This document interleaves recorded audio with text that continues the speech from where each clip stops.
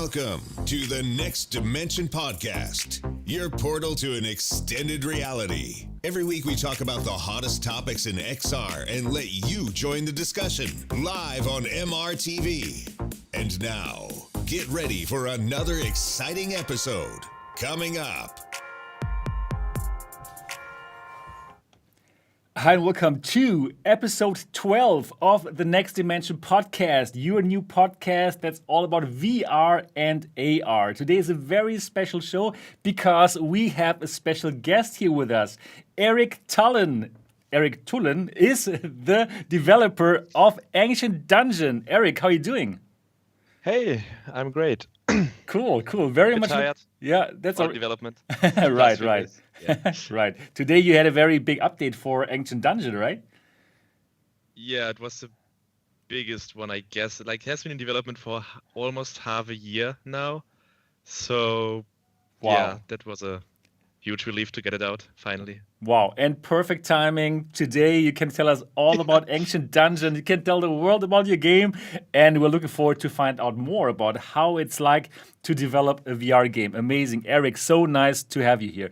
Also with us today, Gary Walkton. How are you, Gary? Yeah, I'm good, thank you. Thanks for having me on the show again. It's good to talk some more VR, and I'm excited to talk about Ancient Dungeon, to be honest, because I've played it over the past couple of days, and really enjoying it. So we'll get into that a little bit later. Perfect. And of course, Gary is the author of The Memory Engine, an amazing book about virtual reality that you should not miss at all. So check it out. The link is down in the description of this video and also of the podcast. And Gary, I must tell you that your background looks so nice now. Yeah, I've changed things up. We got a comment in the last show. I was just saying before we started, we got a comment in the last show saying I need to mix things up a bit, get it looking a little bit better. And it's been on the back of my mind anyway. I wanted to change the lighting in this room. So yeah, hopefully things look a little bit better now. It looks amazing. And of course, here with us, Anthony from VR 365. Anthony, how are you doing? I'm doing good. How's it going, everybody? Nice, good to have you here. And also with me, my name is Sebastian. I'm running MRTV, and I'm also the host of this podcast, which is called the Next Dimension Podcast. So for all of you out there who don't know yet about the Next Dimension Podcast, this podcast is broadcast live every Saturday at 9 p.m. Berlin time, 8 p.m. London, 12 noon in San Francisco, and 3 p.m. in New York City. And you can also listen to this podcast on all the podcast providers, like, for example, iTunes, Spotify, Alexa, and Google Podcasts. And if you enjoy this podcast, please help us by writing a very good comment. No, that was wrong. A very good review, I wanted to say. You can also write a really good comment if you want, but we would love to have a really good review. They would really help us. So if you are now very close to your iPhone or your iPad, why don't you open the podcast app right now while we're talking and find the podcast app, go and find the Next Dimension Podcast and give us a 5-star review. That would be so awesome. So today we have so exciting topics to talk about. Wow. Ancient Dungeon, of course. That's going to be one topic. It's an amazing game. I'm so looking forward to actually play the update. I haven't played it yet, and I'm looking forward to find out what you have changed, Eric, like in the last half year. Amazing. Then we're going to talk about lots of new games. You know, the PlayStation VR, it has been sitting there collecting dust. Nothing was going on. And then suddenly Sony says, you know what, PSVR 2 is coming. And, you know, here are 6 new games for you to check out. So one of the games is Doom 3. So we're going to talk about Doom 3 for the PSVR and a new game called Fracked, which really looks very nice. Yeah, talking about some games here. It's going to be really interesting. And then we're going to talk about Microsoft. Microsoft has introduced a new technology called Mesh, which looks very interesting, very cool for multi-user, multiplayer VR and AR applications. Very, very cool. And we also have some other little topics. But, of course, the main topic is going to be the HTC headset that is being teased by HTC on their Twitter. Is it going to be a Quest competitor? What are they doing? We're going to look at their tweets. We're going to discuss what we believe this could be and if it actually has a chance to pull it off to become a successful Quest competitor. And as always, as you know, this show is also about you. So we want your opinion as well. So there's a new poll, and you can read the new poll by going down to the link that's down in the description of this video. Simply click on vote, and then please tell us, do you think HTC can pull it off? Do you think HTC can give us a successful Quest competitor? Please do vote now or later after we've discussed it, if you're still like trying to find your opinion based on what we say. Who knows? We'll see. Anyways, great. That's what's going to happen in this show. Spread the word. If you're watching this live, hello there. And why don't you spread the URL of this stream so that more people can watch this goodness live. All right. But now, as always, as in every episode, I want to go around and ask the members of this podcast what they've been doing. And first of all, I want to speak a bit with Eric for all the people who don't know Eric yet. And honestly, it's also the first time that we meet. We've never talked before. I just sent an email, a message to you and asked you if you would like to come on. And yeah, it worked out well. So Eric, I just know that you are the developer of Ancient Dungeon, a great game that people can download now for the Quest in App Lab and also for PSVR Games. And I also know that you're German and that you're a student, but other than that, I don't quite know. So tell us a bit more about you. Yeah, sure. So yeah, hi, I'm Eric. I'm developer of Ancient Dungeon. Yeah, it's a roguelike VR game. That like Sebastian already said, that you can play on all major PC headsets for free at the moment.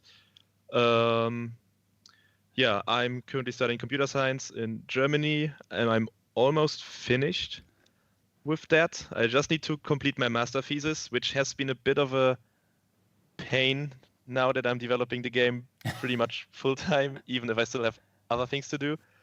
But yeah. Okay, what is your master thesis about? It's about photogrammetry and LiDAR real-time reconstruction.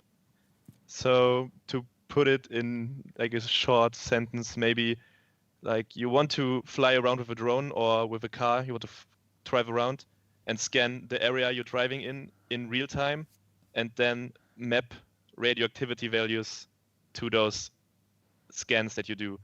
So you drive through a building, and then you get a 3D map of the building, and then it shows radioactivity values if there's some radioactivity source somewhere.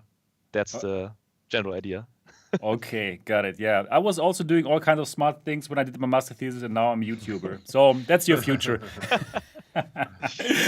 Yeah, cool. Very cool. Very nice. So amazing. Studying computer science in Germany, and next to it as your hobby before, right? It was your hobby.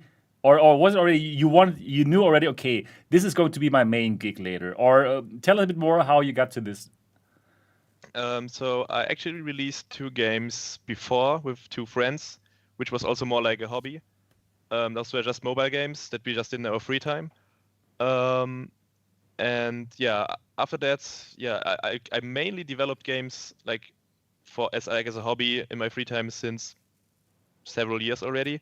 But most of them were just like hobby projects that you just do and abandon after a few months, or they never get to anything. And this game also started like this. I basically just started working on it because I missed a good VR roguelike or roguelite dungeon crawler. So I just started doing my own just as a hobby. But then after maybe a year or 2 of developing, it kind of gotten a bit bigger, and I started doing advertising and marketing for it and got it out to people, and this now developed into a bit of a bigger project, so to say. It feels quite like it. Nice, cool. So you have always been a VR fan. Tell us a bit more about your VR history. So I actually got a Google Cardboard before I think all the major headsets were out. Not exactly sure when it launched. It was, I think, 2014, 13. I don't really remember. Right. And then I saw an advertisement or a video of a YouTuber that used the HTC Vive before it came out. And once I saw this video, I immediately pre-ordered one. And since then, I'm pretty much hooked to VR. And yeah, I just love the technology. I love seeing it evolve. It's so interesting to see all the developments that are happening currently. It's awesome. It is, absolutely. Yeah, cool. Perfect. Eric, we're going to talk way more with you about Ancient Dungeon later in the show. First of all, thank you. And tell us probably also a bit like, how does your normal week look like? Probably you're just like working on the thing, right? Ancient Dungeon. Is this your week? like bug fixing or? Currently it's, I mean, because like we're still pretty much in most of lockdown, there isn't really much you can do like outside of like there's not many free time activities. I'm riding mountain bike sometimes, but other than that, yeah, I'm waking up. I try to work on my master thesis for a few hours in the morning, which doesn't always work because like there's new Discord messages, new stuff, like so much happening. And then the rest of the day, I'm basically pretty much devoting all the time I get to developing the game. Are you the only developer? Are you a one-man team for this, or? Mostly, I was for the most part. But in the last few months, or even like a bit longer, there's a sound designer and composer that now doing the music and the sound designs. And now, like since I started working on 0.8, like a new update that came out, there's also now a writer that does all the dialogue stuff, the general lore, all the story parts, like all these small things, he's taking care of that. Okay. So it's a huge help, definitely. Okay, great. Yeah, it's getting bigger and bigger, right? It doesn't make sense to make it all alone anymore. Yeah, that makes sense. Yeah. Cool. Yeah, thanks, Eric. We're going to talk more about Ancient Dungeon later, but we're also going to invite you for all of the other topics that we're going to talk today. So it's going to be a very interesting show. We're going to get to know you a bit better. That's amazing. All right. How about Gary? How was your last few weeks that you've not been on the show? Yeah, pretty good. Same old, really. But this past week, what it is, one thing I want to mention is that I've gone back into. Do you remember that GTA 5 mod, the real VR mod by Luke Ross? I've gone back into that, and I'm sort of messing around with that now. I've got a 3080 because last time I tried it, it was a long time ago. It's sort of over a year ago, I think, when I last tried that. And I had a 1080 Ti back then, and it ran okay. But there's something with the way that game engine renders. It sort of alternates the frame rate. So you have 90 hertz. If you run it at 90 hertz, 90 frames per second, it sort of alternates the eyes. So it will have a true frame in the right eye and then a true frame in the left eye. And then the other eye has sort of an estimated frame. And it basically makes the game look, whenever you play it with this mod, it makes it look like it's in constant reprojection. You know, that blurring kind of effect that you get with reprojection. It looks like that. So what I did is I put it in the 3080 and then tried it with the index, but I upped the refresh rate to 120 hertz, and that made a difference. It made it so that the reprojection wasn't as bad. And honestly, that mod is pretty fantastic when you play it. It's a gamepad mod, so you have to play through the game with a gamepad, but I think there possibly are ways to get motion controllers in there as well. I'm not sure with this particular mod or not, but either way, I mean, I just wanted to try it again. Now I've got this new PC, I just wanted to try it again, and it's fantastic. It gives you a taste. It's like a glimpse of what could be one day. Wow. So we just have to hope for GTA 6 being a VR game. Yeah, you never know. Fingers crossed. Yeah, hopefully. Nice, cool. Anything else that you played or tried out in VR? Ancient Dungeon, played that. Right. And the other thing as well was the those two new hand tracking things that appeared on the Quest. I did try those as well. It's still finicky, isn't it? And there's a lot of hand tracking stuff that I really like, but it has to be so basic that it's almost it's just sort of to give you an idea of what it could do in the future. And at the moment, they're trying new things with this stuff and probably going beyond what the technology can currently do in these two. I mean, I played that Tiny Castle game, which is good. It's a good idea for a game. I just think it's the technology of the hand tracking with the Quest 2 is just still not quite there, unfortunately, to make it an fully enjoyable experience. But it's worth trying. Oh, really? Wow! Because I saw the videos of people of this what you just talked about, and it looked so nice in the video. Yeah, it looked like it looks. Yeah. I've got to say, like, just looking around, the graphics look fantastic. For me, I've never had like a huge problem with the hand tracking, like glitching out and stuff like that. There's obviously things that you can do to make it glitch out, but I've never had a huge issue. But with that one in particular, there seemed to be more delay for a start on the hands themselves in that experience than there usually is. And just certain things just didn't seem to work quite so well for me. And it might have been the lighting. It could very easily have been the lighting because I only tried it once. But yeah. Right. Cool. Anything more that you did? No, that's no, it, no, that's just it, yeah. Okay. Yeah, who's next, me or Anthony? We'll go for Anthony this time. Let's go straight to Anthony. Yeah, so for me this week, honestly, mostly what I did was try to catch up on all the flurry of like the game announcements that we had this week. And I also played a lot of Ancient Dungeon on App Lab, Ancient Dungeon Beta on App Lab. I was playing that. That was like my primary go-to game before I even knew Eric was going to be on this episode. Oh, that's perfect. So it was just, just pure coincidence. But I mean, I wanted to try out, one of the things I wanted to do is try out all of the free App Lab experiences. And so I did try all of those. I already talked about that drum game that was pretty good. I tried the skiing and I tried the puzzle game and pretty much all of them. But man, Ancient Dungeon Beta is, well, we'll talk about that more later. So in terms of what I might be able to talk about, one little thing I'll mention, I know we're going to be talking about all the big PlayStation VR games that got announced, but Wraith the Oblivion, I don't know if we're going to talk about that specifically. So I just wanted to mention really quick that I saw like a bunch of footage and like pictures and information about it. And it seems like this game is going to really take advantage of the Quest 2, the XR2. It might be one of the more enhanced Quest 2 games we're going to see, Wraith the Oblivion. And so I'm really excited about that. I think it's coming out on April 22nd. So looking forward to that one. Right. I'm also looking forward to that one, even though I'm not the biggest horror fan, because, horror in VR is horrific. it's terrible. Eric, do you like horror games? I like to play them, but then I pretty much don't last long. Okay, right. You have a look and then it's over. VR horror games, it's cool because they're really immersive, but it's also at the same time bad because they are so immersive.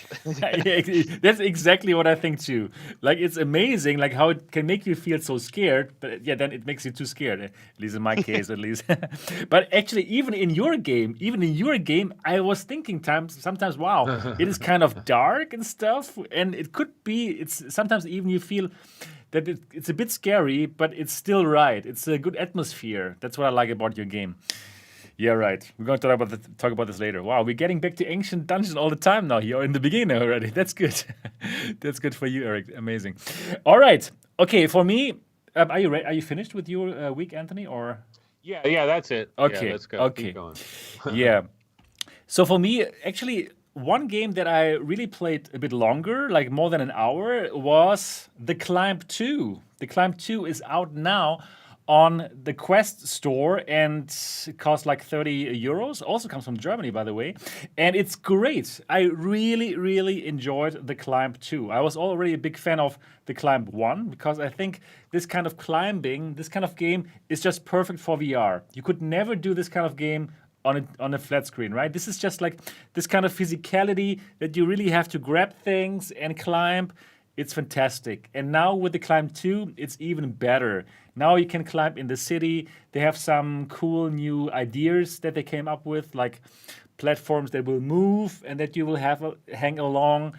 And the graphics look beautiful. It's just the perfect Quest game, right? Since you are like without a wire and stuff, you can feel free, and then you climb up, and when you're on top, it's a great feeling. So I really enjoyed this game. I seldom have it that I really love a game from the beginning to the end, but for this game, it's amazing. And I even have not delved into like the options. Like, for example, there's like a mode where you can run against a ghost, right? So you see somebody else there on the leaderboards, and you can just climb against him, and you see the hands moving of the opponent. It's something like a time trial or so. Very, very well done. Has any of you played the Climb 2?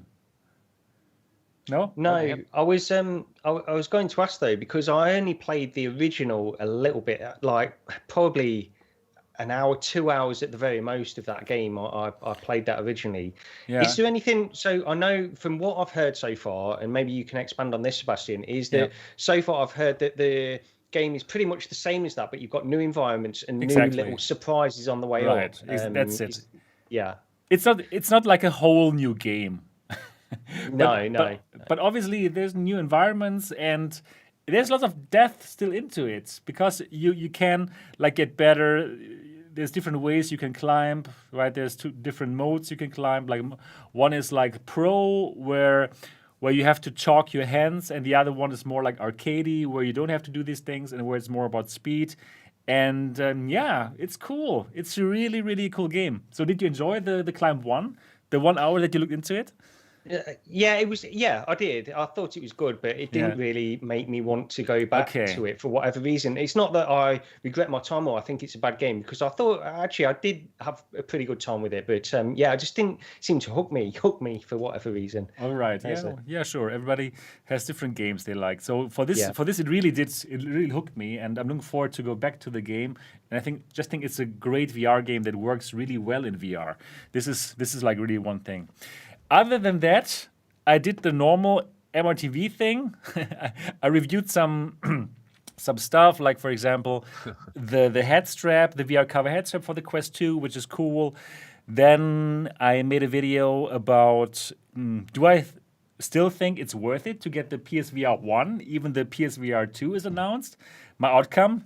Yes, since there's still lots of amazing games, and it will take a long time until the PSVR 2 is out, and now we're even getting more games. So I still think for people who have a PlayStation 4 or 4 Pro or 5, it still makes sense to get the PlayStation VR, right? Of course, there's great especially if you buy it used for like $100. That's the point. That's the from point. The guy down the street. Exactly, Anthony. I totally agree. If you can get it for cheap, like used, or probably there's a deal for that mega pack with the 5 best games for $250 or what, go for it. It's really cool. And then, of course, I did show about the HTC Vive Move. Let me call it like this. This kind of probably standalone headset that's going to come out. And it was pretty exciting to find out about this.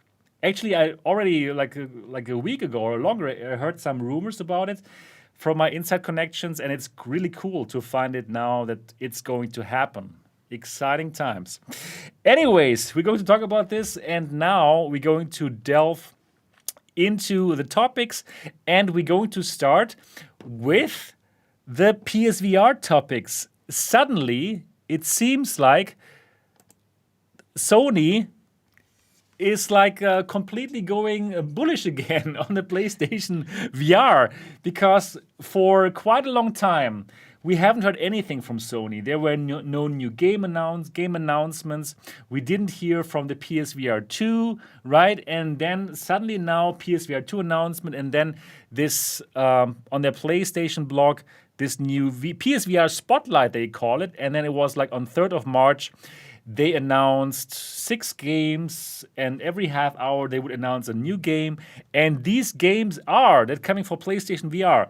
After The Fall, which is a zombie shooter, a cooperative zombie shooter that we're going to talk more about in a moment. Zenith, it's an MMO game, a Japanese RPG-inspired MMO game. I Expect You to Die 2 is coming to the PlayStation VR. Then another game which looks really amazing. We're going to have a look at the trailer in a moment. Fracked, and it's a PlayStation VR exclusive. This is from the people who made this Phantom covered ops for the Quest. Looks amazing. Another game is called Song in the Smoke. It's some kind of survival game in Africa or so. And then Doom 3. Oh my God. Doom 3 is coming to the PlayStation VR. Wow. It's interesting, right? That suddenly there's so many games coming out. What do you think about this? Yeah, I mean, it's pretty amazing. It was like just like a combination, a flurry of activity. Because actually, if you look at all of these individual games, they all have something pretty interesting about them. Like that Zenith game, we've known about this Zenith game for a long time, but I thought the trailer that they showed, the new footage, I think it looks really good. It's like an MMO. It was a Kickstarter that got ridiculously supported with unbelievable amounts of money, and they're coming through with a really nice game. It looks good. That Fracked game looks good. Yeah, it's pretty amazing. It's pretty cool, right? Eric, do you own a PlayStation VR? No, it's I think one of the few headsets I don't have. So Okay, I'm not it was really very up to nice date to get to on- know you. That's it. Goodbye. Yeah, we're not going to talk about Ancient Dungeon anymore. No, kidding. Yeah, it's one of the few things I don't really keep up to date with. So yeah, like the only few things I know is that I think PSVR is still one of the best selling headsets. Like prior to Quest 2 maybe. Yep. So it was weird to see. Like I got a few news like that Sony isn't really too keen on VR or something. Like they didn't really care too much. A bit like Microsoft with mixed reality. Right, exactly. So- Right. Yeah, it's cool that they now announced PSVR 2 and And the new stuff games. is coming. So Right. I'm looking forward to like the improvements, especially because I heard that PSVR tracking is not the most polished out there. Yeah, right. It's front facing, and Okay. the lighting must be all right. But if you have the right lighting, then it's actually fine. But it's not so great. Would it Okay, be? cool. Would it be? It's actually fine, but it's not so great. Yeah. Yeah. If everything is okay, then it's okay. But you can easily get out of the zones. It's not so nice. Eric, would it be easy for you to port your game to PlayStation VR, or something that you think about? I think it shouldn't be too much work. Okay. Maybe. Yeah. Maybe. Hard to tell. I mean, I'm using Unity engine, so it's Right. possible for me to like just export to PlayStation. I think the biggest entry, like the hurdle of entry, is getting on the PSVR store. I Like think so. the pitching process, getting a dev kit, and all that stuff. I Right. haven't really looked into that at all. Okay. Maybe once the game is released and I have some data to back up my claims, and maybe they reach out. I don't know what their plans are. Maybe I can reach out because now I have this game is on Steam, is here. Right. Exactly. I It think should, it's always be better possible have to get something them. to show Exactly. than to just go in and say, okay, I'm having a game in the works. Yeah. No. Because I think they get millions of requests daily like this. Right. So, Yeah. I agree, but I really do believe you're right. With the name that you're building right now for the game, it shouldn't be too complicated. Anyways, yeah. And how about Gary? Do you still own a PSVR? I don't know, no, yeah. and it's sort Oh. of how much regret must I have? It's going to be Yeah. incredible, hasn't it? I do have a lot Exactly. of regret right now because there's that one. I'm just trying to find the name of it now, Sebastian. That one, the Yeah. smoke, the one with the animals. Song in the Smoke. Yeah, Song the in the song in the smoke. Yeah, that one stood out to me more than Oh, really? some of the others actually. Okay, Yeah, wow. I just thought that looked.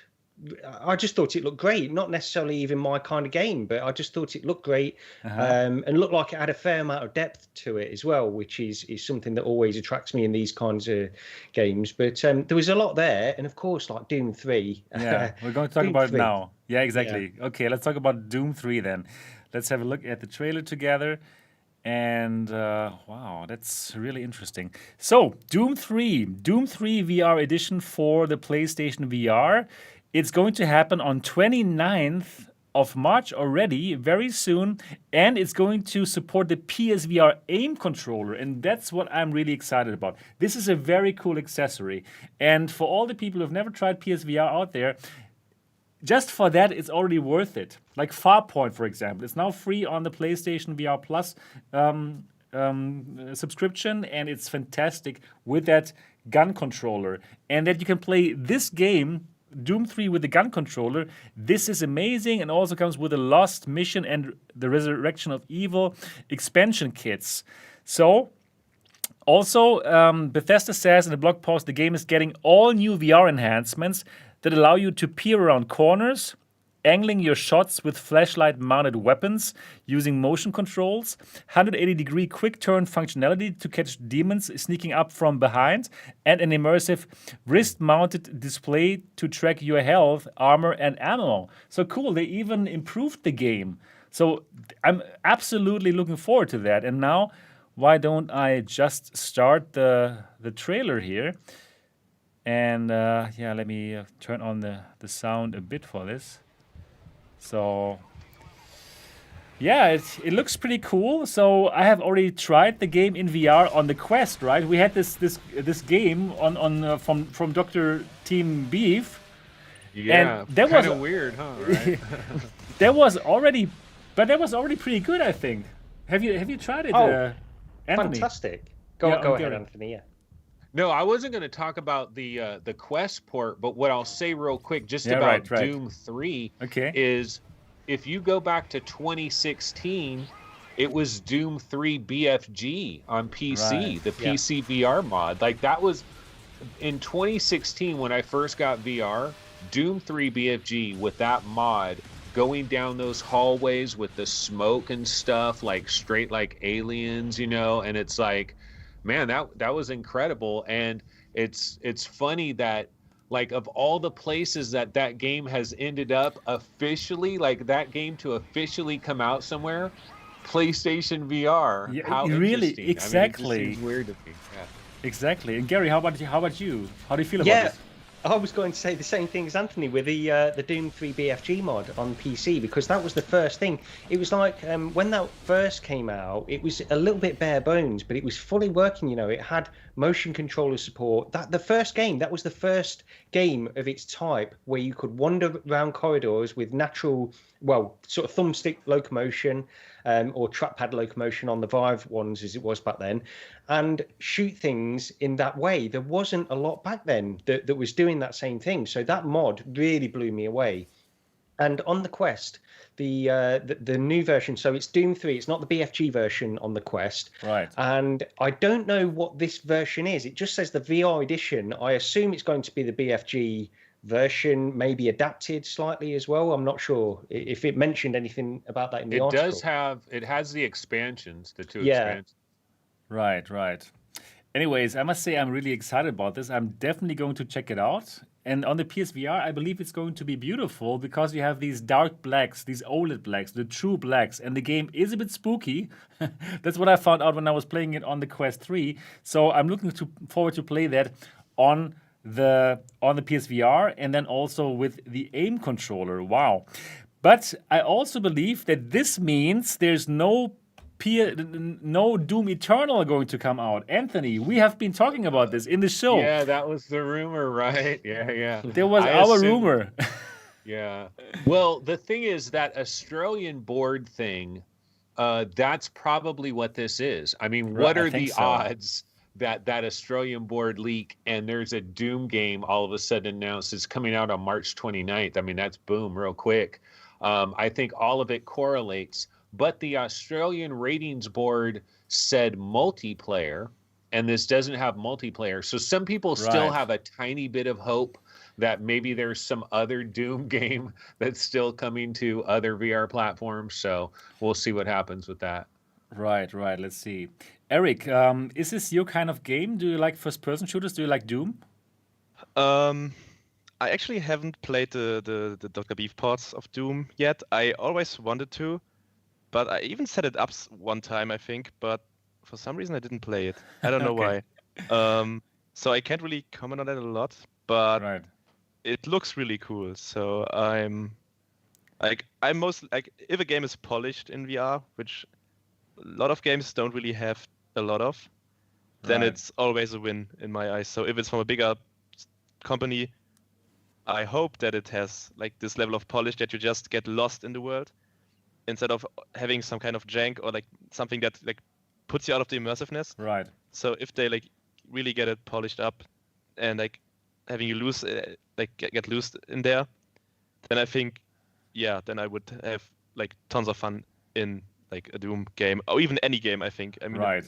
it matter. Eric, I really think you should pick up the PlayStation VR because to get onto that store is not so easy. And that's for a reason, because the stuff really is polished that you can find there for PlayStation VR. Everything is very smooth, and basically they're doing a good job with that quality control. So, yeah, probably should think about picking up the PlayStation VR. Even it's old now, but it's still pretty cool. And then you can think about like porting your game there too. Yeah, so this is... Hey, wait. Yep. One last thing Okay. about this announcement that I think is really important. It's more important than Doom 3 coming to PlayStation VR. That's cool and everything. But the coolest thing about this is that we might start getting these classic games brought to VR from Bethesda. They've got Quake, they've got the original Doom, they've got this back catalog that they can make. There's mods for all of them on all kinds of headsets, but it's just nice if you could be on the Quest or whatever and you just buy the retro version of Doom or the retro version of Quake, just officially. And I kind of think that's cool that might start with this game. It might be the first one to start it off. That would be It amazing. is. Yeah, and I've got to say, like some of those that you mentioned there, that the original Doom and Quake work so well in VR. They work incredibly well in VR. Why don't they just do that? It can't be hard work. Modders have done this in their spare time. Surely Bethesda could put this, and I expect them to, if they are going to do it in this way where they put it on PSVR, because it's got a huge market base and it's going to get the headlines as well if they do that kind of stuff. And it just seems like a no-brainer in many ways. Sometimes I think like I just don't understand games companies, how they work, because there've got to be things behind the scenes that stop them from doing this that I just don't know. You're right, really. It seems like it would be so easy, just like you mentioned, and also why not make some more money with those old games, right? Because they're not really like monetizing them so much anymore right now, but with this, they are opening it up to a whole new people who could play it. So I totally agree with you. They should totally just do it. I think it's probably because like what I think is that they just see the market share of VR headsets and say, okay, if we put 10 developers on a pod on this, these 10 developers would not create something that we make way more money with. So Okay. they kind of say, I mean, it would maybe make them money or give like they would profit from it, but they would profit even more if they just stick to the Yeah. traditional route of doing normal stuff. Put one on. Just put one on. Yeah, Put but- Eric on it. Put Eric on it. Okay. Yeah, right. Agreed. Yeah, interesting. Okay, now we're going to talk about the next game. The next game that we saw on that showcase from PlayStation, and it's called Fracked. And we're going to have a look at the trailer together. And yeah, it looks pretty good. So we see somebody skiing down the slopes here, and this game is done by the developer of what's the name of the game? The Kanu game. Covered Ops, genau, exactly. That's it. Phantom Covered Ops. And for Covered Ops, it's a game where you are in this little boat, and you also have this interesting locomotion, right? But you're only in the boat. But here you can run, you have skiing, you have climbing, and you have this very cool cell shaded style. It looks so cool. It looks like Borderlands with lots of action. And honestly speaking, I can't wait for this to happen. Fracked. It's going to happen on summer 2021, exclusive to PlayStation. What is your what's your feeling on that trailer? Are you also as excited as me? I'm really excited looking at this. Yeah, I mean, it does look good. It has the thing about that art style, though, is like, when is that going to start to get tired? At a certain really? point, is Okay. the cell shading going to start to get tired? But it does use kind of an interesting like variation on the cell shaded look. And the other thing about that cell shading is it allows the game to run so much smoother, and it's less intense on the hardware that's running it, which makes me think exclusive for how long? Because Right. this thing's coming to the Quest eventually. Now, You think so? I mean, I don't know. Maybe this, like, we don't know really what exclusive means anymore. Mm-hmm. There needs to be some kind of like standards for what an exclusion means, like exclusion forever, or exclusion temporary, stuff like that. But yeah, I think it looks pretty cool, and I liked Phantom Covert Ops. I think In Dreams did a pretty fantastic job with that, and this is going to be more varied because you're not just on skis. You're going to be running around Exactly. and doing the other stuff like that. Yeah. Yeah, one more thing that I want to say about this. The developers say that they also have like optimized this for PlayStation 5. So this seems to be a game that really makes use of the power of the PlayStation 5. So it seems that this is going to look even better on the PlayStation 5 than it's going to look on the PlayStation 4 and PlayStation 4 Pro, which is cool, right? So unlike Quest 2, where no game actually is really like fully taking advantage of that XR2 chipset, this is taking advantage of the PlayStation 5, which is pretty cool. Right, Gary? What do you think? Yeah, no, that is cool. Yeah, I think that's a great thing for them to do. And this trailer looks really good. I do get, it's like that Borderlands kind of feel, isn't it, on this as well? It's got that cel shaded look and the cartoony kind of look with it. But the issue with it is it looks so good in VR. Those games look so good in VR.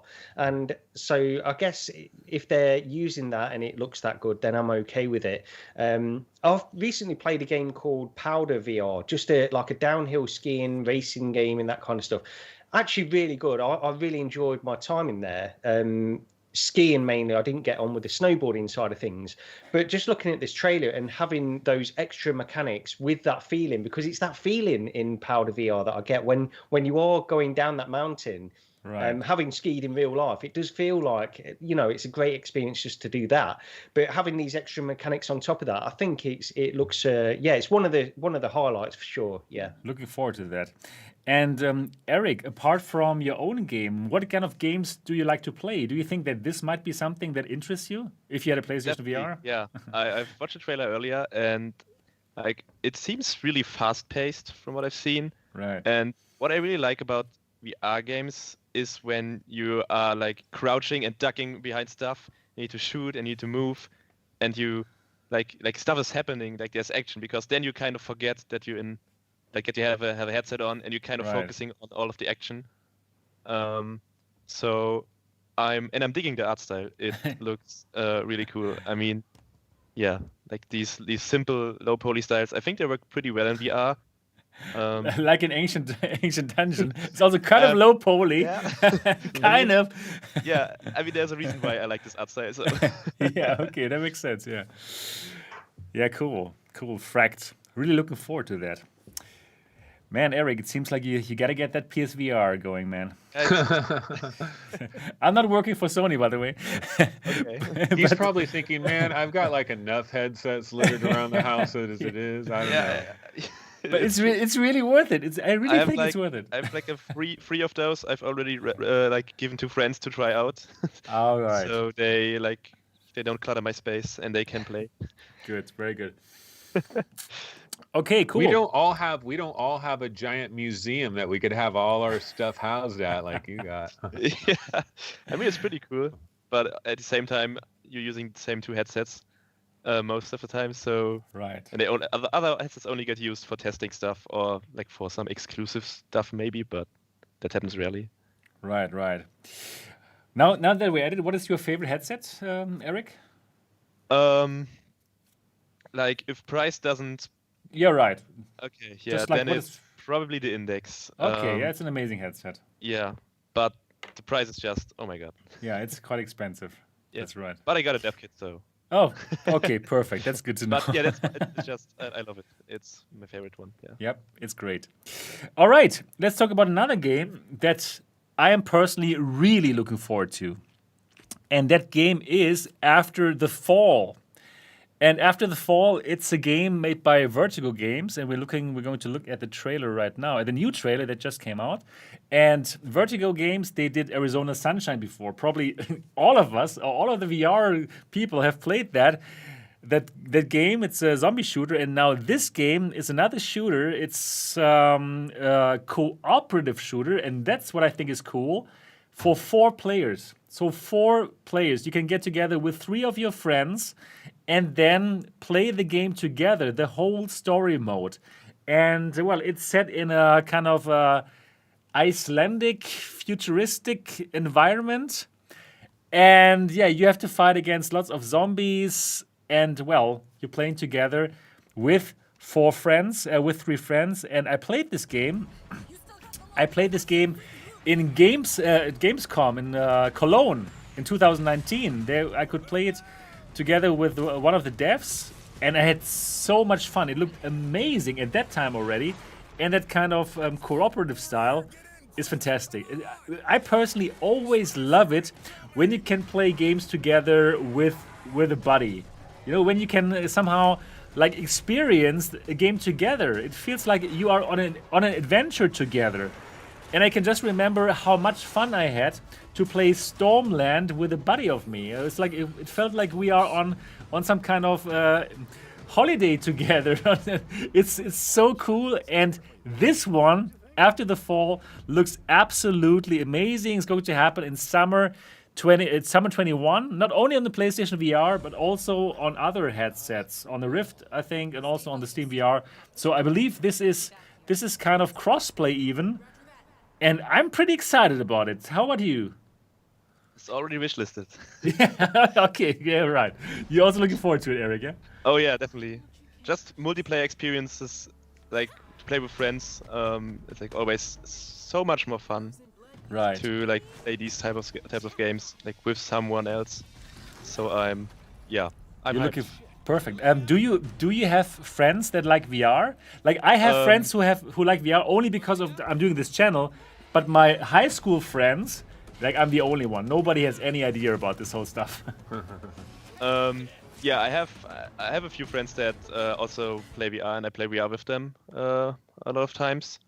I don't know how many. It's like 3 or 4 out of. Yeah, enough now. Yeah. Yeah, it's enough to play. Yeah. basically. Okay. Yeah. But it's still slow. Yeah. How about the others? What do you think about this game? Are you looking forward to it? Yeah, the same as you, Sebastian. I've not got like my real life friends are not into VR at all. I've only got the people that I've met through sort of talking about VR on the internet, really. So, to be honest, I'm not. It's not that I wouldn't enjoy going through this as multiplayer, because I'm sure I would. I just tend to gravitate to single player games. That's just the way I tend to play. Do you know? Do you have to play with others with this, or is No. You can play solo style. Okay, it's adjustable. Okay. Think of it like Halo. Was it Halo 3 that had like the 4-player multiplayer capability, but you could play it single or whatever? Yeah, it's like I think like the Division as well. You can play that sort of. Co-op, or you can play that single player. So if it's that kind of game as well, then maybe I'll take a look at it. I'll be honest, I think it looks really good, and I really enjoyed Arizona Sunshine. So there's no reason why I shouldn't like this one as well. And it looks to me like Vertigo Games have upped their game with this one, because from the trailer at least, it seems to blow Arizona Sunshine out of the water in terms of some of the set pieces and things like that. There's no comparison, really. Looks so good. So yeah, I'm really looking forward to it too. And if I can play through it, I mean, look, don't get me wrong. Maybe I'm just an antisocial guy. I like being single player kind of stuff. But if people would like to join me for a try, then I'm more than willing to give it a go. Yeah. Okay, perfect. Yeah. So this is going to happen in summer 2021. So yeah, it feels like VR is not dead at all. Right? There's so many things happening right now. PSVR 2, Quest Pro rumors, HTC Vive standalone headset rumors. So many things happening, and it feels like something is happening right now. Wow, I'm really excited about this. Okay, Gary, do you want to talk about Song in the Smoke? Should we have a look at I can get the trailer if you want. Yeah, we can do that. Only because, I mean, I've literally only seen the trailer a couple of times. But basically, I think the art style looks fantastic anyway, and it's sort of reminiscent of some of these other games that we've seen in terms of art style. But it's a survival game, and to me, what I want from these kinds of games is depth and longevity that keeps, again, like a single player coming back to experience that world. And gaming science teacher put in chat that this is also coming to the Quest as well. Okay. So I can still give it a try there. But yeah, this is just the one that seemed to stand out to me in terms of how it looked, the vibe of it, and just overall, it seemed more my kind of game, to be honest. Sort of perhaps slower paced, but with quite a bit of depth as well. So that's really what I like. It looks beautiful. It looks like you are in some kind of African nation, probably somewhere in Africa, and you simply have to survive, right, in the wilderness, and you have to make fire, and I'm seeing a lion right now. Yeah, I think there's a lion in VR. Come on, it must be amazing. Song in the Smoke. There's combat in there as well. Yeah, you've got Okay. the bow and arrow and stuff like that. But yeah, I don't know much else about it. I just me neither. the trailer was Yeah. the one that Okay. spoke to me the most. Okay. So then, probably a game like The Forest is just up your alley, something like this, or have you Well, tried it? Yeah, I have played The Forest, Yeah. but I've not spent a huge amount of time in there because me I neither. didn't like the other side of it where you get kidnapped by these zombie people Okay. and taken into the cave. Okay, I I like got being it. out in the forest, but I didn't like that side. Okay. Yeah. Okay. Song in the Smoke. Yeah. Let's see. That's going to happen sometime on the PlayStation VR and on the Quest as well. Okay. Cool. All right. Then now we can go to our next topic here, and that topic, it has to do also with augmented reality. We are looking now at Microsoft Mesh. That's something that Microsoft has announced at their Ignite platform. And, well, it is a service. It's a cloud-based service for building multi-user XR applications. And let me read a bit from the Road to VR article. It's a new cloud-based service which Microsoft says will streamline the creation of multi-user XR applications. And it's a framework for connecting users into shared instances which support spatial voice communication, cloud-based asset management, persistent scenes, and a common avatar system. So what does this actually mean? It means, like, let's say you have that beautiful AR headset, like here, I have it here. This is, for example, this is the HoloLens 2 that I have here right now.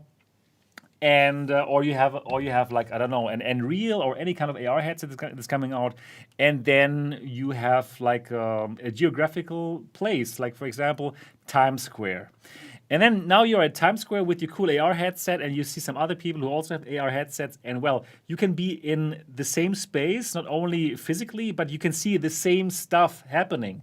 And you can play the same multiplayer games, and you see the same enemies, and you can communicate using the voice platform. And if I'm not at Times Square, which I am not, I am in Dortmund in Germany. Yeah. So if you then want to join them, you can, and you will see the same stuff that they see, and you can communicate with them just as if you were at Times Square. And actually, Niantic Software, the Pokemon Go people, they have shown this off in a little video that I want to show you right now. So this is a concept demo. Okay, now we have to look at the ad right now here. Sorry. Yeah, that's YouTube. But then after the ad is over, you're going to see that. So Pokemon Go.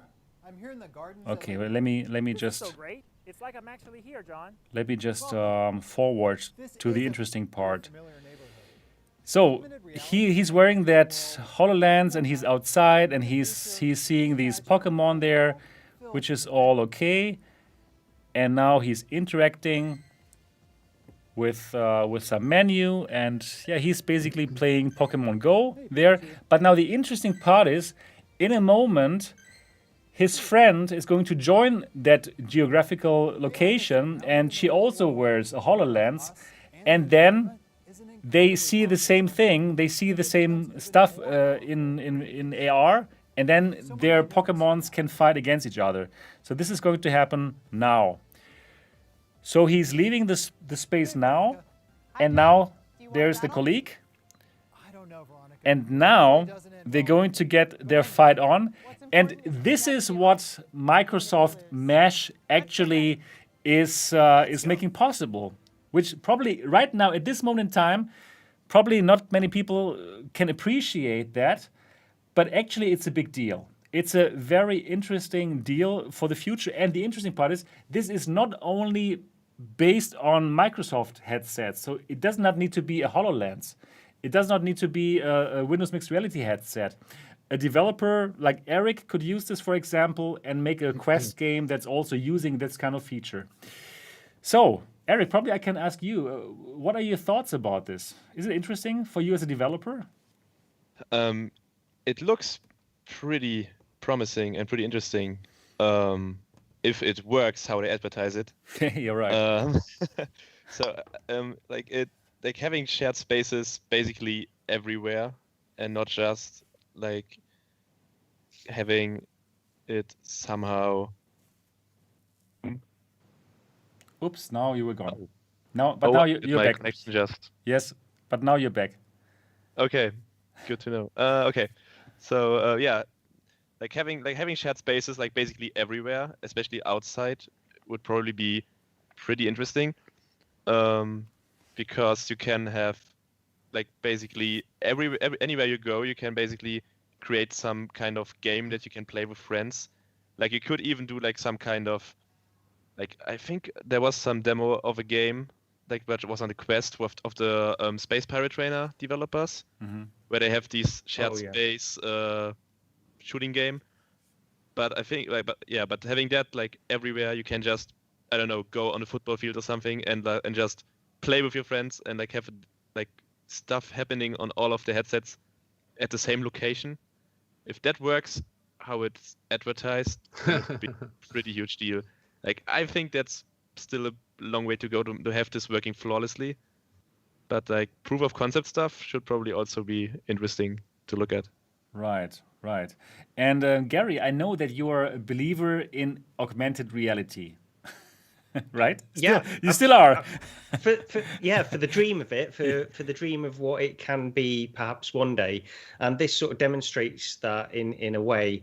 There's a few things with this. There was what you're showing there with the Pokemon stuff, and then there was another trailer. I don't know if we'll get onto that, where they shown sort of perhaps even further ahead, where they had these people with the volumetric capture of these people. All right. Yes. Right. Now I don't know. Holoportation.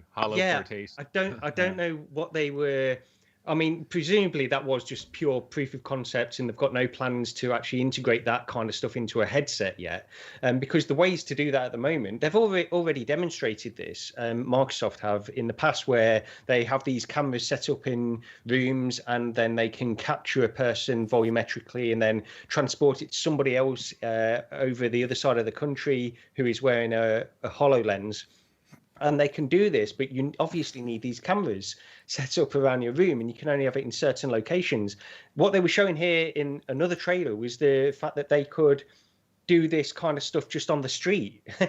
Transport your holograms. Good luck with that. I don't know how they're planning on doing that. I mean, look, maybe it was just trying to sell this dream through a trailer, and that's why they did it. It wasn't any solid plans to actually integrate that into a future headset. I don't know. But overall, going back to the original thing, I thought this looked, it's what we all want, I think, isn't it? These kind of like what Eric was describing. This shared space where people can interact with the same things that they're seeing, these same digital things just in space around us, and just augment the whole world, which we can all interact with in the same way. That would be a fantastic thing to do. So I like the idea of it. And by all accounts, people that went into this event, they said that it was a pretty incredible experience, and there were points in that where Kip, what's the guy's name? Alex Kipman. Alex Kipman, yeah, sorry. He was volumetrically captured at points Right. within that experience, I believe, as well. And that can really sell the experience. It doesn't matter the behind the scenes work that took to set that up. It can still impress people just by having that kind of experience in virtual reality. I think so too. And by the way, I believe that one thing that we're all going to see outside in the future when we wear our cool AR headset is advertisement. Advertisement in all kind of spaces. Yeah, that everyone can see at the same time when we are at Times Square. Instead of these. That's only for the free AR headsets. If You're you right. pay for the You're right. premium one, You're you have right. to turn off the ads. Yeah, you're right. That's a good idea. It's a perfect idea. Exactly. Get this amazing Quest XR for only $199, and then, but unfortunately, outside everything is plastered with advertisements. Yeah, most probably going to happen like this. Interesting. Yeah, Anthony, how is you feeling about AR right now? Well, no, I'm into AR, but what I'll say specifically on Microsoft Mesh is there's nothing incredibly breakthrough that's going on here. This is the technology that they're doing is the same thing a lot of other companies are doing. Like Magic Leap, they were doing what's called the Magic Verse. Basically, what all of this is like combining spatial awareness and transporting people to a shared space, trying to find like shared anchors to have like little physical things that people can place things on, where there's like a table that everybody has some type of table service and they can come over by and they can do their thing in front of it. So none of this is like unseen technology that we've never seen before. But what Microsoft does have is they have Azure, or however you pronounce it. You know, they have their web services capability, which that's actually going to be mission critical, like long-term going forward. That's one huge advantage that Microsoft is going to have over Facebook. Facebook doesn't have like AWS, like Amazon Web Service. So Amazon might eventually get into this game at some point, because when edge computing comes into play, that's where having that kind of system set up is going to be real advantageous. And Microsoft does have that. Of course, I agree. Yeah.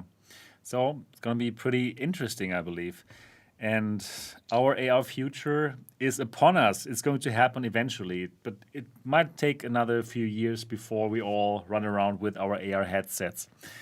But it's going to be exciting. All right, I believe we can now jump to the next topics. It's like now we get to some quest topics, and then we're going to talk about Ancient Dungeon, and then we're going to talk about the HTC. That's the plan for tonight. So we have two small topics about the Quest. One is probably a bit bigger, but let's see how it goes. So the Quest is now the most used headset on Steam. Monthly connected headsets hit a record high of 2.8 million. So wow. So last month, from the SteamVR survey, we learned that the Quest 2 was only the second most used headset on Steam after the Rift S. But now, this month, it is already on number one. So it's incredible. The mostly used headset on Steam are actually Quest 2s. It's incredible, right? How successful they are with this Quest 2. The dominance is complete. The dominance is complete. The mission accomplished. Not yet. The mission is actually to get like 1 billion people into VR, right, from Mark Zuckerberg. But this is kind of, wow, interesting. Did you expect this headset to be so successful, Eric? I mean, the Quest was already relatively successful, but the Quest 2 pretty much blew everything out of the water. So, like, the price point was pretty aggressive, and the headset itself is really good. I mean, for that price point, I mean, no one can really compete because Facebook has too much money on their hand. But yeah, like, just in general, like, the adoption of this headset is so crazy. I mean, like, both of my friends that I play with regularly, they both bought a Quest 2. They had a Rift S before that, I think, but they didn't play a lot of VR. But once the Quest 2 dropped, now we're playing like almost every few days. And like, because the simplicity of having the headset, even if you're using virtual desktop or something, it's just something that's so easy to set up instead of having cables dangling around, setting up lighthouses and everything. So I kind of get why it's so popular. It makes sense. But your friends, they are also in Germany, so they had to import it from Amazon, what, France? Yeah, we all bought it on Amazon France and Okay, imported yeah. it. Yeah. Okay. Wow. Yeah. Of course, it's no problem, right? I also bought it from Amazon Yeah. France, and it came like 2 days later. It's Yeah. nearly the same, right? So no problem for us, good old Germans. Yeah. But it's crazy that it's like so dominant, even on that PCVR platform, right? That it's like it's the dominant headset, even more successful than Yeah, the that's Rift what's S. surprising. Yeah. Right. Like just Yeah, because why? like a lot of people that like on the Discord server, for example, that play my game, a lot of them don't even have a PC or just a laptop where they use SideQuest with, but they don't have the capabilities to even run SteamVR. And like that's like there's just a small subset of Quest 2 players playing SteamVR games, and even then they're dominating the whole like market share. It's It's crazy. ridiculous. It's actually crazy. Well, I think as well, you've got to take into account these people that are okay. Just last week, a friend of mine is starting, who I've been on about VR for God knows how long. He's finally got interest in VR now, and he said, "Which headset should I get? I want to do sim racing, this kind of stuff." The simple fact is that I have to recommend the Quest 2 to Yeah, him. of course. Because it's the best one that I can recommend to him for that purpose. So I think there's a significant number of people that purchase that headset just to play on PC as well. I'm not saying it's most people, of course, it's not most people, but I think there is a significant number of people. And anybody now that is looking into getting a PC VR headset, the Quest 2 is on that list of headsets to get. Yeah. And not only is it on that list, it's probably very close to the top, unless they want to fork out for something like the G2 or the Index or something like that, or because the Rift S, nobody's going to really go for the Rift S anymore. As much as I think that headset is still a fantastic proposition, it's been discontinued. So it seems like the Quest 2 is a no-brainer, isn't it? Yeah. Absolutely, it's a total no-brainer. And if I was like a hardware manufacturer, yeah, why would I want to come out with a PCVR headset? It's just like you cannot reach the mass market. You can reach some enthusiasts who are watching this show right now. Yeah, the 200 people or so. But it's just like you cannot reach the mass market. You cannot reach people who don't have a gaming PC, and most people simply don't have a gaming PC. It's just a fact. So yeah, it makes sense. Like Facebook, they are so smart. They are really one of the smartest companies out there. And so far, they have done everything right. People even swallowed the Facebook forced login because of the XR2 chipset. I've said that a lot of time on this channel. So it's incredible. They've done an amazing job. What do you think, Anthony? Will they keep that domination over the next few years, or is there anything that's going to happen? Yeah, I mean, the one thing that could have happened, of course, we talked about it last week. Was it last week or the week before? But see, the thing is like, it's funny that so many people are getting the Quest 2 to play PC VR games.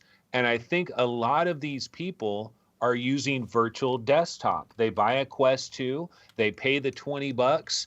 Now, all of a sudden, they've got a wireless PC VR headset in their room that works pretty good, like 85% of the time. Most games, it works great. And it's a decent enough experience. Yeah, there might be a little bit of latency. I was using virtual desktop very recently myself, actually, and I noticed there's a little bit of a dip in the colors. Like, does anybody else notice that? But it didn't seem quite as like vivid as it would be with like a real cord and everything. But still, the convenience factor is just off the charts. But it's like, why are so many people interested in this? Wireless. And what did Sony do? A wire. But that was last week. I'm sorry. That was last week, yeah. You're right. Yeah, they have just done everything right. And the user experience is just so polished. It's so beautiful. Everything from the beginning, like how to set it up, right, with how easy it is. I could absolutely give this to my mother, and I think she could set it up. So well done, really well done. And it's going to be kind of tough to compete against them, right? Let's see. Well, that's a topic that we're going to come to at the end of the show. Yep. So the Quest 2 is dominating, and they have recently just allowed a virtual desktop to be on the store with their Wi-Fi streaming functionality. And they have said, okay, it works now. So many people wanted this, and the streaming locally is good enough, and that's why they have now allowed this to happen. But now there's the next front, I would call this. So now there are some apps which allow people to use their Quest to stream SteamVR games. And Facebook has just said that they won't allow CloudVR streaming on Oculus Store or App Lab. So we are talking about two companies who actually want to make this happen. These two companies are Shadow PC, that's a company that's renting out online PCs, and with that you can actually also use virtual desktop and play SteamVR games using the Quest. And the other service is called Plutosphere, and they also allow you to play SteamVR games on your Quest, and both companies want to launch an app on Quest that would make it easier for people to use these services. Now, Facebook has said that they are not allowing this, and they say streaming from a remote device is a significantly different proposal as it could impact comfort. And that's basically exactly the same what they said about virtual desktop before. Yeah, right? But now they say virtual desktop is fine for local machines, but for cloud streaming, which according to David Heaney, who has written this article, when he tried it out, it worked really fine. It worked just as good as virtual desktop. But now Facebook says no, not allowed on the Quest. What do you think about this? Well, personally, I think it's not really a surprise, is it? And I honestly, if I'm being completely truthful about it, I don't really disagree with Facebook on this particular point either, because you don't see Stadia on PlayStation, you don't see a Stadia app on PlayStation, and that kind of stuff. This is really the same kind of thing. The reasons they're giving are not even outright excluding it forever or anything like that, which is I'd probably, if I were them, I'd go even further and say this won't be allowed on our store simply because it's a direct competition with what we're providing. So just as a business point of view, I think it makes sense for them to say this. And I don't really blame them in this particular instance for taking this stand. And I'm sure there'll be ways around it. You can do it through side quests and that kind of stuff. And look, I'm willing to take on board anybody's opinion on this and why I'm wrong about this. But I just think that this is how business operates. These companies operate. They probably shouldn't allow these kinds of competing services directly on their platform in such an easy way. Virtual desktop is a different thing. Virtual desktop is not competing with them in such a direct way when they are. It's just an alternative way to do the same thing that they're providing through a cable. But there's a lot of points to bring up on this, so maybe I'm wrong about this. So yeah, I'll leave it over to you now. Yeah, that's a good question, though. But I totally get what you say. I totally get it. Like, they also want to protect their own ecosystem, right? They are also in the business of selling games, right? And why should they do this? That does make sense because they are more of this walled garden. But I can also say, like, okay, that's on Google Android tablets, for example, I can also download an app that allows me to play PlayStation over the network or with my PlayStation, or Steam with Steam Link. Isn't it a bit comparable? It's a different kind of a walled garden. Yeah, it is. It is. Agreed. Yeah. It's the thing is as well, there's one thing between being a walled garden, okay, because I can understand that there's a lot of this has been since Facebook first bought Oculus and since the Rift was first released. There's always been these arguments about a walled garden, and originally it was based around the fact that this was a peripheral that was attached to a PC, which historically has not been a walled garden. It's been open. It's been an open platform, and that's why people had an issue with it. The Quest 2, while not necessarily. I think they should open it up a little bit. I don't think it's necessarily should be taken in the same context as a PC peripheral in that way. It's their choice. And PlayStation, Sony do the same thing with PlayStation. They have their prerogative because they're providing this platform. And I don't want to be this Facebook apologist talking about this, by the way, because but I just think there's certain things that they have a right to protect on their platform, and there's certain things they don't. Virtual desktop, I think, should have always been allowed. This, I can understand why it's not. That said, maybe in the future, if they do allow it, I'll be fully behind them, because that would be a great thing for consumers. Right. What is your stance, Eric and Anthony? What do you think about that? So yeah, I haven't really tried like these shadow PCs ever, but I've tried Google Stadia, and I was pretty surprised at the response time. Like, it's almost feels like you're playing the game on your PC locally. But yeah, given the fact that like I noticed the delay on virtual desktop, and I get motion sick from it pretty fast. Maybe that's like the people are have different sensitivity to it. I think like the reason they give makes a bit of sense, because virtual desktop will always be faster than going over network to a PC that's in some server farm that's further away, and you need a network speed to even back this up. I mean, virtual desktop can stream with like 100 megabits, and not everyone has this. So maybe they kind of try to like ensure that like even if some people could play this, they may be trying to like ensure that most people don't even get the chance to do it because they will have a bad experience.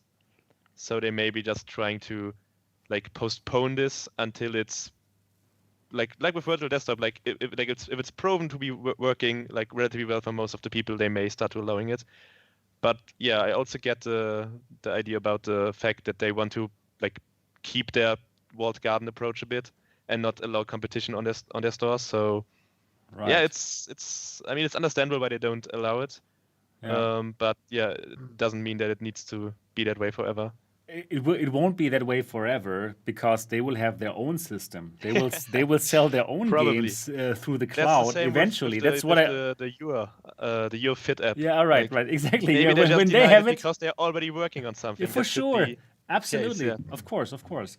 And then when it's ready, they're going to allow it, of course. So of course, like the people who know me and who watch my shows, they know that I'm like a big believer in this cloud streaming. It's going to happen, and then we don't have to worry about getting the 3080 or 3090. I think it's completely ridiculous that we still have to get these blocks and put it into our machines. They're not going to happen. This is going to be over, just as if we don't talk about which Blu-ray player do you have. It's going to be non-existent. And Eric, I agree with you. Like this, wow, I love Stadia. Honestly speaking, I love it. I have it here and I play it, and it's nearly the same. I basically can't feel a big difference.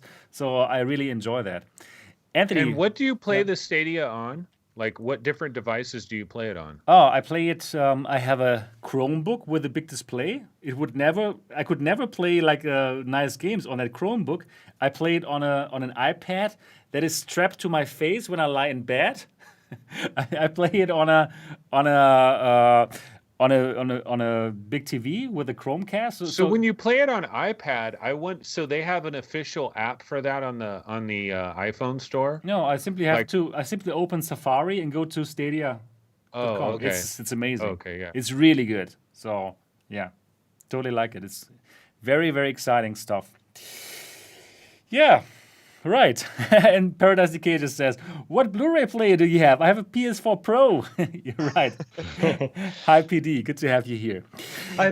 Just quickly before we move on, because Onikazi put something in chat where he says, you guys are only really seeing this from the perspective of restrictions as opposed to worrying about people having a bad experience, which is the reason that Facebook put is the reason for not allowing this. And perhaps... No, I agree.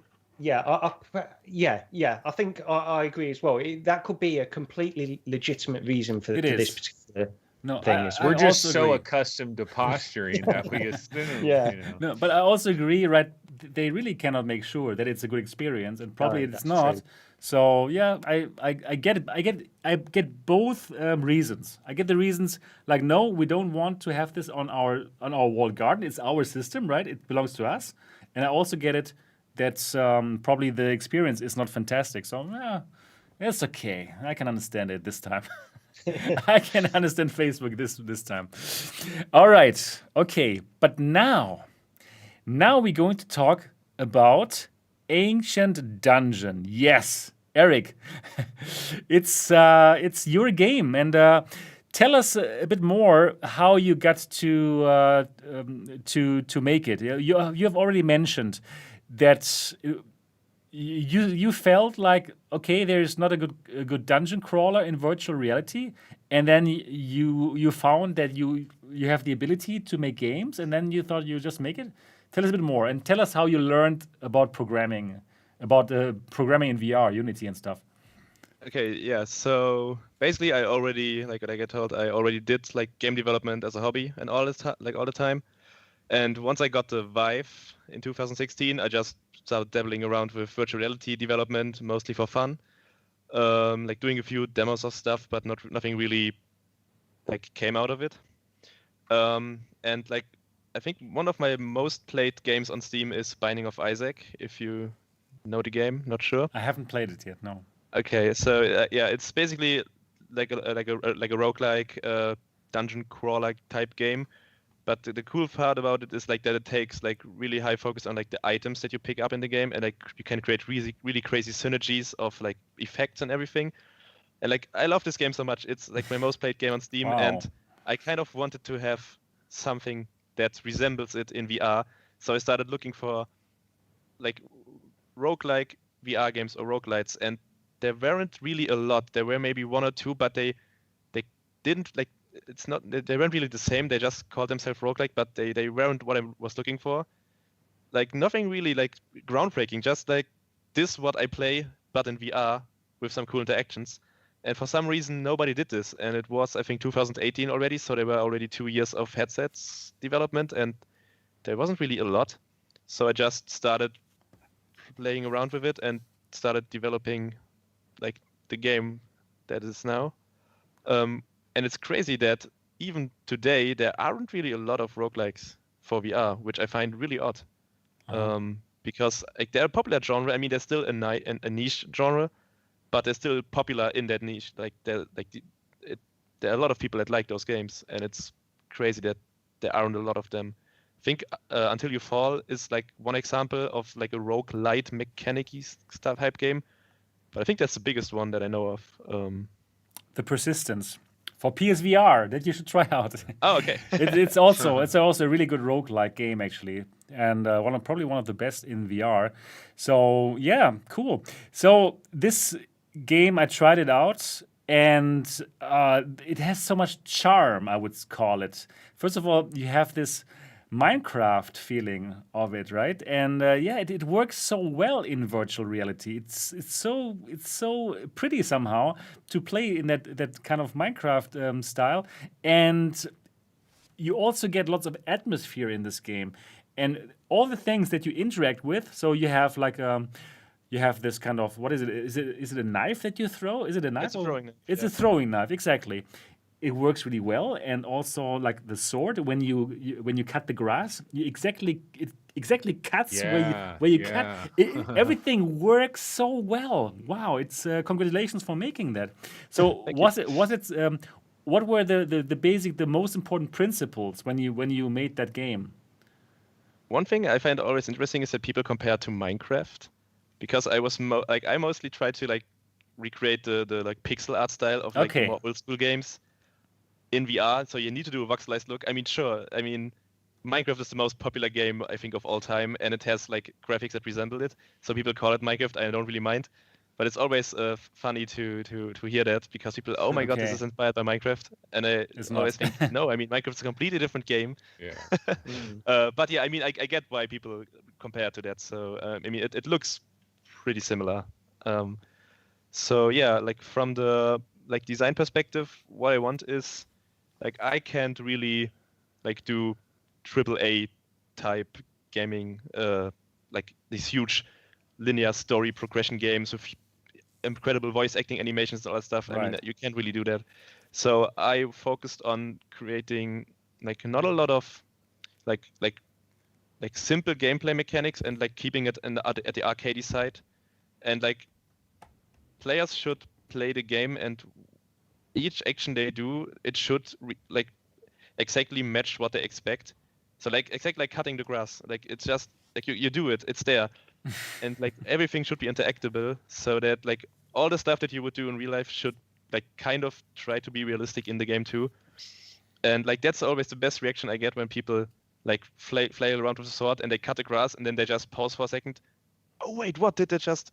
The grass it just cut at the same, and then they just start mowing the lawn, and like it's like that's the perfect interaction that you want from people. Like they want to, like it should just work. That's the main goal I try to have with the game. Yeah. Nice, and it does work. It works really, really well. Very cool. So you started this basically alone, and how long did it take before people could play it? And also, you had a Kickstarter, right? Tell us a bit more about the development of the game. Okay, yeah. So I started in. I don't really know when I started. I can only check at my commits, and the first one I did was in May 2018, and then it was really just like in the evening, 1 or 2 or 3 hours, just like hobby type stuff, just like playing a bit with it. And I think the first version I started putting up GIFs on Reddit, I think a year later in around 2019 in May, June, something around. And I did create a Discord in July 2019, I think, and that's when like people started coming in. And the first demo was available, I think, in September 2019, which was, wow, looking back at it now, it was really clunky and badly optimized and everything. But even then, people liked it, which I find pretty odd now. But that's basically what I did. And then people in the Discord somehow started there. How can I support this game? Like it's still free and I like it, and I want to support you. So let's do a Kickstarter. And I initially didn't want to do one because I thought, okay, this is just extra work I need to do. I need to do marketing. I need to do all that setup stuff. But then I just did it because the community wanted to. I just did this Kickstarter so I could talk about, okay, affording, I don't know, like a logo art, like the one that's currently in the game. That was something that I paid with the Kickstarter money. Getting new headsets, like optimizing all that stuff. And I could quit my small, I had like an 8-hour per week job at my university, like to stay afloat. And with the Kickstarter money, I could stop working at job and put those extra time into the game. So the Kickstarter was a huge success, I think. Perfect. How much did you collect? I don't really know. I think it was $14,000. I think. Okay, great. So, yeah. I mean, like, I didn't want to do one, and like this result is pretty good. So yeah, right. Like, there wasn't too much planning involved, so I consider it a success. Absolutely, yeah. So yeah, that's how that happened. Nice. Sorry, I just had to open another beer. Yeah. Okay. Cool. Great. And then, when did you make the decision to put it on the Quest? That happened during the Kickstarter. The funny thing is, I actually didn't know about the Quest really during the Kickstarter. Like people came into Discord and said, "Does this work on Quest?" And I thought, wait, what is the Quest? It should work on all headsets. And then I didn't know, and then I didn't really know that there exists a standalone headset. Oh my God, you are not watching MRTV. I did. Yeah, that's okay. It's okay. You can subscribe now. Yeah, don't make that mistake again. Yeah, so I started looking into the Quest, and initially I thought, okay, this is impossible. Like the game barely runs like on my PC currently. It's impossible to get this on Quest. So I said no, it won't be supported. But I got a lot of people asking about it, and I thought, okay, like let's just try to do it. I think it was a mistake to not look into that before, because I think a lot of people did not support the Kickstarter because there wasn't an option to support with the Quest. Oh, okay. I only added that, I think, 2 weeks in, that you can buy a Quest key, because I said, okay, yeah, we'll just do it. We just support do a Quest port, and then I started porting it to Quest, which took 1 or 2 months of optimizations and everything. But then it I think I published it on SideQuest sometime in, I don't know exactly, last year in June, July, sometime around that, yeah. And that's when the game pretty much exploded. Because like for my current statistics on itch.io, I mean, it's not completely representative because PC VR players don't really check itch that often compared to having the game on SideQuest, which is a major store for like Quest players. I currently get almost 80% of Quest players and only 20% of PC VR downloads. Wow. So yeah, like porting to Quest was the best decision. Yeah. Yeah. Obviously. Just a quick question: Did it surprise you how easy it was to port to the Quest, or was it a lot harder than you first imagined? Because just quickly behind the reason why I'm asking that is because back in 2016, we all had these high-powered PCs, and we were told that this is the only way we're going to be able to play 6 Degrees of Freedom VR. And now we've got a Quest, which is doing pretty incredible things. But I just wonder what the process like is from your point of view. When you were first working on it, it was really difficult. You thought it barely runs on my PC. How can I get it to run on the Quest? How was that? So one thing I did was change up the art style a bit. Like I had ambient occlusion, point light shadows in real time, all that fancy stuff that you can enable. And I basically changed that up. But I think during that process, the game actually started looking better because I got a way better art direction in and like made the game look more stylized instead of having this realistic graphics, but with voxels.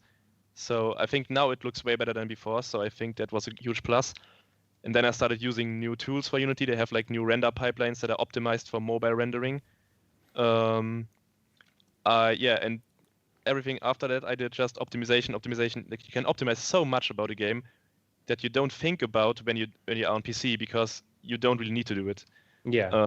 Like having, I don't know, it's like some occlusion culling implementation that like hides stuff that you can't see directly and all stuff. So I worked on that and implemented that. But for some reason, like the first PC version that I had, I ported it to Quest without doing anything, and it already ran at 30 FPS. And I was surprised because it's really weird. Like, and the biggest like thing that I was surprised by is that I did not change anything about the physics or the algorithm side, like on the CPU side. I didn't change anything, and it runs on Quest. It just worked. I mean, the game isn't that demanding because of the art style and the pretty low poly graphics. So I had the advantage of that. But it still surprised me that the Quest is more capable than I thought it would be. But yeah, it's just, it was tons of work to get it working and lots of optimizations. But I mean, the good thing is that it also runs way better on PC now. Like I have a 1070 at the moment, and I can get 144 Hertz on the PC version. Oh, that's perfect. The index, so that's cool. So it was a good, I hope that answers the question. Excellent, yeah. Perfect answer.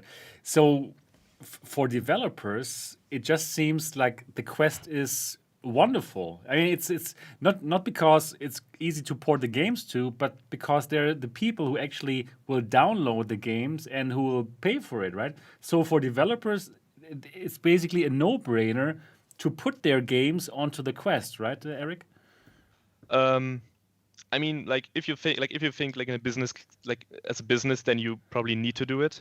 Right. But what I think is a bit like sad maybe is if you put a game on Quest that like has like tries to be really high in like graphics, like having ambient occlusion effects, like all the newest types of effects, like reflections and everything, and downgrading that to work on Quest is something that I consider to be. It's not. I mean, you need to do it like to survive as a business, I think, in the VR space. But at the same time, it's cool to see these visually pleasing titles on PC VR, like Half-Life Alyx or something. You can't get that on Quest. Right. And it's always nice to see those. So, like, yeah. But for most of the games, I think they need to design with Quest in mind first, because porting afterwards is probably a way harder process. I think you've seen it with Onward. I mean, the game got pretty big hate because the graphical downgrade once they like merged like crossplay functionality and everything. So I think it's like a double-edged sword a bit. Agreed. because not everything works on Quest in my opinion. Like stylized graphics works pretty well because you can like remove a lot of effects that you don't need, because my game doesn't have shadows, it doesn't have ambient occlusion. It has ambient occlusion kind of, but I kind of draw it in the textures and not calculate it in real time. And I don't have reflections. I don't need all this stuff, which a Quest doesn't even run anyway. So I think if you have a game that tries to be realistic, like then it just feels like a PS2 game. Like if you know what I mean. Like it's just not there. Like you need to design a game around the hardware, I think, and not try to make a realistic game and then just downgrade it. Right, it makes sense, but I really believe that this is only a problem for the next couple of years. Yeah, sure. I mean, in the future, we don't Right, need to exactly. This is just right now. Yes, I totally agree with what you said. But okay, everything is going to be streamed through the cloud, and then we don't have to worry about any kind of hardware requirements. That would be great. I truly believe in that. And there's going to be the moment where I'm going to tell you, I told you so. But in one of the 10 future, years. no, not so long. Eric, I want to ask you, how much more powerful is the Quest 2 as compared to the Quest 1? Is it like, wow, you could totally run your whole PC game on it as it was before, or what? So because of all the optimizations, the Quest 2 version is almost identical to the PC version graphics-wise. Okay, cool. Not 100%. It has a bit lower draw distance, a bit less vegetation, like not really important stuff. But yeah, the Quest 2 is a lot more powerful. I can use post-processing on it. It runs on 90 hertz. It runs on native resolution. Wow. But the bump in processing power isn't that huge, like as it seems, because the Quest needs to push more pixels. It needs to push a higher refresh rate. Right. So like you definitely have more headroom for like performance improvements, but it's not too much. It's still a bit, and that's why I could use post-processing, which I couldn't use on Quest 1 because I got frame drops. So yeah, but the Quest 2 is like for my game, it's perfect. I basically have almost the same versions in PC and Quest now. Only Quest 1 kind of lags a bit behind, but I Sure. mean that's to be expected. It's like it doesn't have to like dedicated hardware for it. It's just a phone processor. Exactly, Snapdragon 835. So Yeah. today you pushed your new big update. So tell us about what does the latest update do? Okay, wow. I mean, Yeah. like there's so much happened with that update. I don't even remember everything I did with it, but Wow. like it has been in development for I think 5 or 6 months, and it basically revamps a lot of the gameplay and like polishes a lot of stuff that was kind of janky in the previous versions. I guess it has now like a new world generation that like generates dynamically where you go. So the dungeon seems way bigger than it is, like which reduces backtracking. Before I had a problem that when players go into the dungeon, for example, you go in the dungeon, on the left side is a shop, and then you say, okay, I don't have enough cash, so you go like explore the whole dungeon. Or go you back to kill the shop, shopkeeper. or you kill the shop. Yeah, but that doesn't work anymore. Oh, because no! Nami fights back. Okay, I see. When I like played the- it worked. It was kind of interesting. Yeah, but the issue was too much backtracking. Players spend too much time just standing, like running through the dungeon, not doing anything. So now the dungeon dynamically generates around you in a way that you don't need to backtrack too much. Oh, that's better. So it feels way more natural going through the dungeon, I think. And it feels more alive. Like there's new enemies, new dungeon themes. There's no lore. Like there's lore written in journal pages where previous adventurers kind of write down their notes, what they've seen during their adventures, and you can collect them and get like a general idea about what the dungeon was. At the moment, there are only four different pages, so it's mostly like setting the theme for the dungeons themselves. But the plan is to have way more of those in the future. So there's like a whole story or lore that players that want to experience this can read and like get immersed in, and players that don't really care about lore or journal pages, they can just skip and just dive into the action. So I think like the biggest part of this update was like this game now has a direction where I exactly know what I still need to do to finish it, compared to the previous update where I kind of just I still added stuff and I didn't really know where to go, and like I worked on it, but I didn't have a clear view of what the final game would be. But now that everything is like cleaned up and working, I think now I've got a pretty good vision of what the game will be in early access and after that. Nice, really nice. So, when can we expect the game on the Quest and probably in early access? So, and on Quest, is it? Are you? How could I ask this? Is this going to be sure to be a normal Quest game in the store, or you just have to convince Oculus to make it happen? Because it was so cool that actually the first game on the Oculus App Lab that was on their blog was actually your game, number one. And I was like, yes, cool. Tell us first of all, how did that happen with the whole App Lab thing? So before, you did not get into the Quest store because it was not finished, right? It's just like a beta, right? But Yes. did you try to pitch it to them? Yeah, I pitched it. I got denied, but my pitch was pretty bare bones. I didn't really know what I was doing. It was, more than a year ago. The game didn't even have a Quest version. I did not have any stats to back it up. Like right now, it's one of the highest rated games on SideQuest. It has more than 150,000 downloads on itch. So I could like give all this data to them, and they may be more convinced, which goes into the point of why I was the first game, like the game on App Lab that launched. I was contacted by Oculus to be part in the App Lab beta and Nice. to launch the game on App Lab. So they're actually aware of the game, I think. The thing now Yeah, is, probably. it seems like Oculus, like I don't really like. They say, okay, the pitching process is gone now, so you can't really pitch any projects to Oculus anymore. They now decide via App Lab what types of games they want in their store. Wow. I think for bigger titles of big publishers, they still have their contacts at Oculus. They bypass this, like they always did. But for like normal indie devs, like we do, we need to basically convince Oculus through like sheer numbers of, I don't know, downloads or sales and like reviews and everything that our game is worthy of the store. And then they upgrade you. That's what I think they're doing. It's a pretty weird spot because you have to kind of launch an App Lab, and then just like over time you might get into the store. But one thing Oculus also doesn't want in their main store is early access titles, which I'm going to launch in. So there's still plenty of time to like get that sorted out during the early access phase, I think. Because I get why Oculus does that, because they want polished experiences that are complete, where they know they can sell it to the most casual gamer. So I kind of get why they don't want early access experiences on the store. So yeah, there's probably a lot of time to get that sorted out if it comes to the store or not. But at the moment, it's a bit blurry. Nobody really knows what's happening.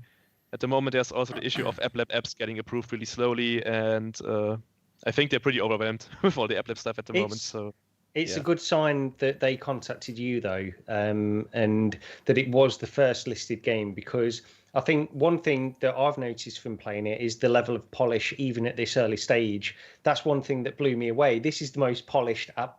Well, among the most polished App Lab game I've played. And that's the thing as well. It's not just polish that there's hardly any glitches or anything like that when I've played, but also attention to detail in certain VR mechanics and stuff like that. These are the things that stood out to me more than anything else when I first played it, because you can look at these trailers of your game and think you know what to expect, and you've played other games not necessarily exactly like in that style, but you've played, you think you know what to expect playing these App Lab games or side quest games, early access games, that kind of stuff.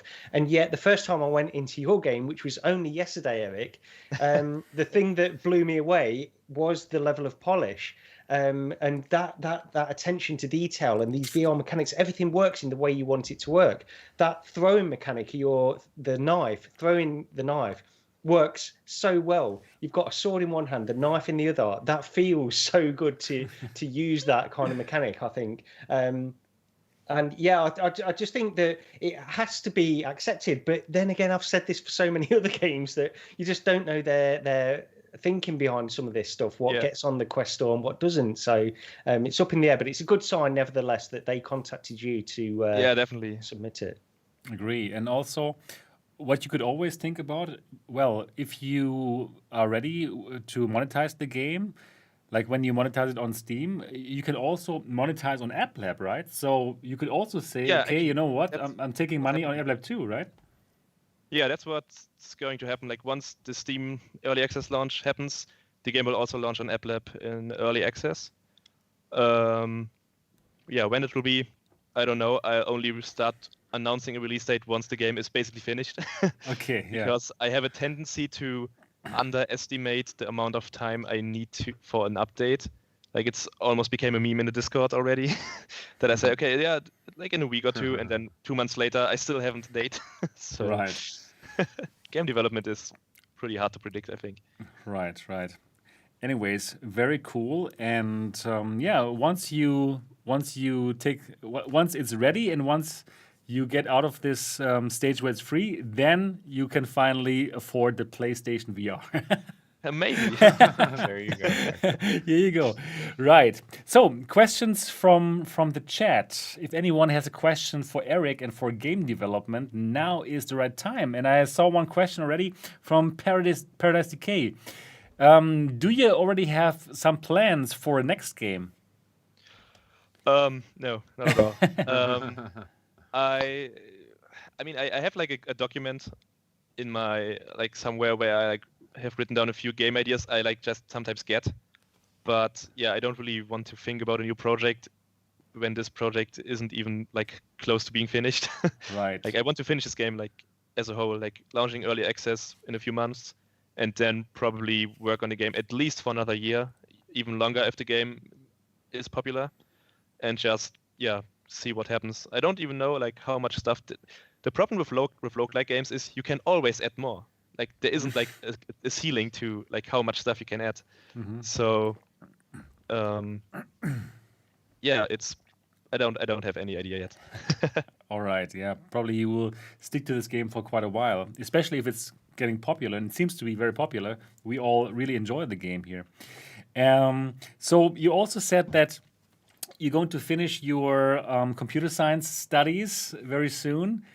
Do you think you will become a full-time game developer for your career, or do you still want to do something else? If this game launches and I can support myself financially doing this, then I would love to continue with that. It's just so much fun. I mean, like even if it wouldn't be that much fun, then I wouldn't like work this long times on it. So yeah, but it's hard to predict. I don't know. Like if the game is successful, but it's okay in like 12 months I'm broke, then I don't really think I can continue. But if like I can see that this game is like sells in ways that I can like realistically do this, then sure, I would definitely start doing this full time. Yeah. Would be cool. Yeah. Of If course. it gets on the Quest store, you're pretty much a Yeah. shoo-in. You'll be Yeah, good. but like that's just a big if. Yeah, but I have a good feeling about your game being on the store. It looks so beautiful, it's so polished, it's so fun. Why wouldn't it be there? And they have contacted you first about the App Lab. I really see this happening. So that would be amazing. Yeah. I got another question here from Jamima. And is this a co-op title, or what plans for multiplayer are there? That's the most asked question I think people have. At the moment, it's single player, and it's also designed to be a single player experience mostly, because I didn't really want to add another layer of complexity on this huge project already. Because doing multiplayer is just you always need to like do the networking stuff and all of the work around this. So at the moment, I decided against multiplayer, and also from the start, because I also don't have a lot of experience with doing multiplayer stuff. It's the only few things I didn't really have experience with before I started this project. So at the moment, like until this game is fully released, there won't be any multiplayer. And if the game is popular after that, I look into supporting it, but I don't know if it's possible or if it's feasible to do so, because I don't have any experience with networking. So I have to see once once the game is out. Okay, great. And Jamima Panem says, okay, then next project, multiplayer dungeon crawler. I mean, if multiplayer would be Wow, they love multiplayers here. yeah, if multiplayer would be too hard to like to do, then I may do some multiplayer experience in the future. But I mean, I still haven't thought about any of that, so it's just speculation at this point. All right, right. Wow, so interesting. So now you're an indie developer, like you're the main guy. You have some help right now. I'm wondering how many people would you need to do some game which is more like like with the storyline, these AAA games that we like. What kind of team do you need for something like this? If you have some insight into this. I mean, it depends, I think, a lot. So, like currently, one of the biggest like issues that like I need time with is like I need to do all the models, do all the textures, do all the gameplay logic. So, like splitting this up in 3 persons, like one being a modeler and doing animations, and the other one doing like textures and all the stuff, and maybe someone doing all the marketing, community stuff. Right. Because like I'm also answering all the Discord messages, and the Discord is getting bigger and bigger every day, and there's way more traffic. So yeah, you just need more people that can split up the tasks. You would need someone that maybe even like works on the music and the sounds. So like all the sub systems, at least 1, maybe 2 people. Like maybe I don't know. Like don't really have experience in the game development industry, so I'd say like 10 people would be good. Okay. What part of making the game do you find most enjoyable? Is it the actual coding and getting things in a working format, or is it the modeling, or? I think it's a mix of different parts, because like I really liked doing like the new world generation, like all the logic stuff, because it's really interesting and you really need to think hard about it. But if you do that for 2 weeks, then you just don't want to do it anymore. So you do something different. And I think like the whole process of just getting this project together is the fun part. Like every part is fun, but only for a limited amount of time, because then you get sick of it. Yeah. So I don't really have anything that is like my most favorite part about it. It's probably thinking of new content that you can implement. Mm-hmm. Okay. Designing, I guess. Then. Probably designing. Design, yeah. But then once you get to like implementing the designing part, you often like need to cut corners and like see how everything works. Right. And Lars asks, do you think the game's success will make you able to hire people to work on the game? And would you want to do that? I'm still not sure exactly. So the funny thing is that like the writer and the music sound designer and composer, they all contacted me, and I didn't contact them. The writer basically convinced me by already having a script ready of like what he thinks the game would be. I read that and I thought, oh my god, this is so good, this is so awesome. I like, do you want to like do more with this? And he basically agreed, which is pretty cool. And the music and sound designers, they basically also wrote me, and I talked with them because music and sounds is one of the few things I'm not good at. So that worked out pretty well. Hiring more people, I'm not really opposed to that, but I don't really want to increase the amount of like management you need to do, like hiring people, like even for full-time stuff. They need to manage that, and then like it just gets bigger and bigger, and it's more time and more work to like organize all of it. Like the only things I hired now was like for the logo or stuff, because it's pretty easy, and the trailer will be done by someone else. There's a new trailer in the works currently. Spoiler. That's okay. Cool. So Nice. like those are small things that you can do, like that I'm doing currently. Hiring people, I don't know. Maybe in the Okay. future. Yeah. Hard to tell. You will see. We will see. Wow. Very, very interesting. Anthony, do you still have any questions before we go to the next topic, or? No, I just wanted to mention, just talking about the actual game itself. I recently played this game. I was making a list for VR Game Rankings of like the 50 best free games and experiences that you can play in VR. And I had contacted a whole bunch of people asking them about, what are the best free things you can play in VR? And a lot of people told me Ancient Dungeon, you get it on itch.io. This is the PC VR version of it, right? And so I was making this list. I got to try everything, of course. So I went in it. I got it from itch.io and I tried it. And this was on my Oculus CB1. And I really enjoyed it. And I was like, yeah, this is why everybody really likes this game. It's really cool. And then later, when the whole App Lab thing happened, I downloaded all the different free App Lab games.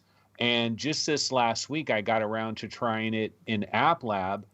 And I got to say, man, this App Lab version, it almost feel like, I don't know why, but to me, it feels better. Like maybe it's because the CB1, it's just better. Like it's a better resolution in the headset, but it just looks so good. It's so clean. It runs so smoothly. But you mentioned like 90 hertz and all this stuff with the Quest 2 version. And I was playing it on Quest 2.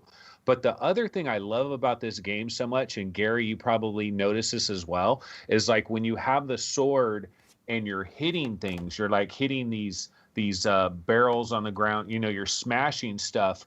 That feeling of the collision and the haptics, and maybe, I don't know if there's like a little sound but that whole thing, like there's a very good feeling, like me just smashing the different vases and stuff. Like that's just enjoyable right there. It's and addictive. Really, it's cutting amazing. the vines. What Sebastian was saying about cutting the vines, you cut the vines and it cuts off. Like you would think if somebody was just making something, it might cut once, cut twice, that's it. But no, there's like, you can cut it. And if you're OCD and you want to completely get rid of the vine on that ceiling, you can actually do that. You can completely get rid of it. And I'm a bit OCD with that. Like I can go through a game like this doing all kinds of crazy shit. You go around. I go around just wandering, just idly, just chopping these things Yeah, down, me too. wandering past. It's like, why am I doing this now? But it's just something about that. And one thing as well with this, just on the point of the art style that I wanted to say. Do you remember, like in the 80s and 90s, you had all of these movies, and I can't think of any specific examples, but there was movies where they would try to imagine what it would be like to be in a video game back in an 80s or 90s video game. Tron. And yeah, Tron, that kind of thing. Yeah, Tron, but those kinds of things. Yeah. And this is sort of giving you that dream for somebody like me that's a retro gamer as well. I like playing retro games. Got an old an arcade cabinet there with arcade machines on it, and I love those kinds of things. And this gives you that dream. It's like a game called, I'm sure this has been brought up before, Eric, Compound. Okay, game called Compound. Yeah. Now that puts you in the same way. This is obviously a completely different game to that in terms of style and that kind of stuff. But your game and that game both place you in that dream of what it would be like to be in an 80s video game, but playing through it in that way. And this is the dream that we can all now play. This is sort of what I dreamt of when I was a kid, honestly, being in this kind of environment, how we imagined it back then. It was great. Wow, and Eric made your dream come true. Yeah. Eric, you see, we really like your game. So for all the people who are out there who have not tried Ancient Dungeon yet, get it now. I'm going to put the link to your App Lab game and also to itch.io. And is it on Steam as well, or? You can wishlist it on Steam. Okay, if you right. want, which would be appreciated. Yeah, okay. We're going to do that. So I'm going to put all the links to Ancient Dungeon down into the description of this video and also of the audio podcast. So lots of people hopefully will try it out. It's amazing. One last question for you, Eric. Is this going to be on the HTC Vive Move? I don't know anything. I'm as clueless as you guys. I just saw the tweet. Okay, perfect. Wow. How wonderful did I go to the next topic? Isn't that amazing? It was really amazing. It was so beautiful. So now we're going to talk about HTC. So first of all, thanks Eric for telling us all the details about you developing Ancient Dungeon. That's amazing. That's amazing insight that we only get thanks to you being here on the show. So thanks a lot for that. Yeah, thanks for having me. Yeah, of course. And now we're going to talk about the HTC Vive Move. Is it probably going to be called? No idea. So let's have a look at what is this all about. And we're going to go to Twitter now. We are here on Twitter. By the way, you can follow me at Mixed Reality TV. And and now we're going to have a look at the tweet that started all the rumors. So HTC is actively like starting a rumor about this here. It's your move, they said. And then you see that... Oh, I get it. Yeah, no, I finally got it. yeah, you finally got it. You see that hard plastic, and then you see that Vive logo. Ah, yeah, it's your move. Yeah, now you know. Yeah, exactly. You see that that shiny Vive logo, and that's basically it. And what are they teasing here? Of course, they're teasing a new VR headset. What else should it be, right? And the question is, what kind of VR headset is it? Is it like a PSVR headset, like the Cosmos? Is it like a 2-in-1 device that they were also teasing, something that you would connect to your phone and it's some kind of viewer? Or is it a standalone headset? Well, that is the question here. And well, I personally believe it's a standalone headset, and because it just wouldn't make sense to have another PC VR headset. What do you guys think? It wouldn't make any sense, but it's HTC, so we'll see. All right, Gary, that is a good point. That is a really good point, because not many things made so much sense in their business decisions recently, right? Yeah. I mean, this is the thing. I agree with you. I think it's got to be a standalone thing. I would hope anyway. And they've finally nailed that inside out, because I've lost the way with HTC. I wouldn't say I've lost interest. That's the wrong term to use. But it's like this. They're bringing out so many headsets. They're bringing out so many of these different forms of headsets, PC headsets, and then standalone. Well, sort of standalone headsets in various ways as well. And I get confused with them all, honestly, at this point. And they had that one, the Cosmos, which was a PC headset, but it had the inside-out tracking. Which was bad. Yeah, it was bad. So that's the thing. Okay, if this is a standalone headset, they've got to have a different way of doing that inside-out tracking as well. So that's the other thing with it. I don't know what to make of HTC now. I was a big believer, like, HTC Vive, the very first one that they brought out, I loved it. Fantastic headset, and I had high hopes for them going forward. I was a true believer in HTC back then, and now I'm honestly not. I don't know what they're doing, so I'm hoping this can bring them back, but I don't know what it would be. Hope so too. What do you think, Anthony? What do you think? What is this? Well, yeah, in terms of it, whether it's a standalone or not, one thing that we do know, so apparently on March 3rd, Alvin Wang Graylin was on some online discussion. He joined an online discussion about virtual reality, and one of the things he mentioned, I'll quote it. It says, "Our next generation of standalone. We're going to have one this year. It's going to be a great product. I can't give any specs about it, but I think you'll find it. All the prospects is that it's better than what we have today, and is probably better than what there is today from any provider." So he's saying that, so, probably better than the Quest 2, but maybe not quite. No. But it does appear to be a definite standalone product. I also think so too. Also, what's really interesting, Oculus has seen that tweet and they have replied to it like this.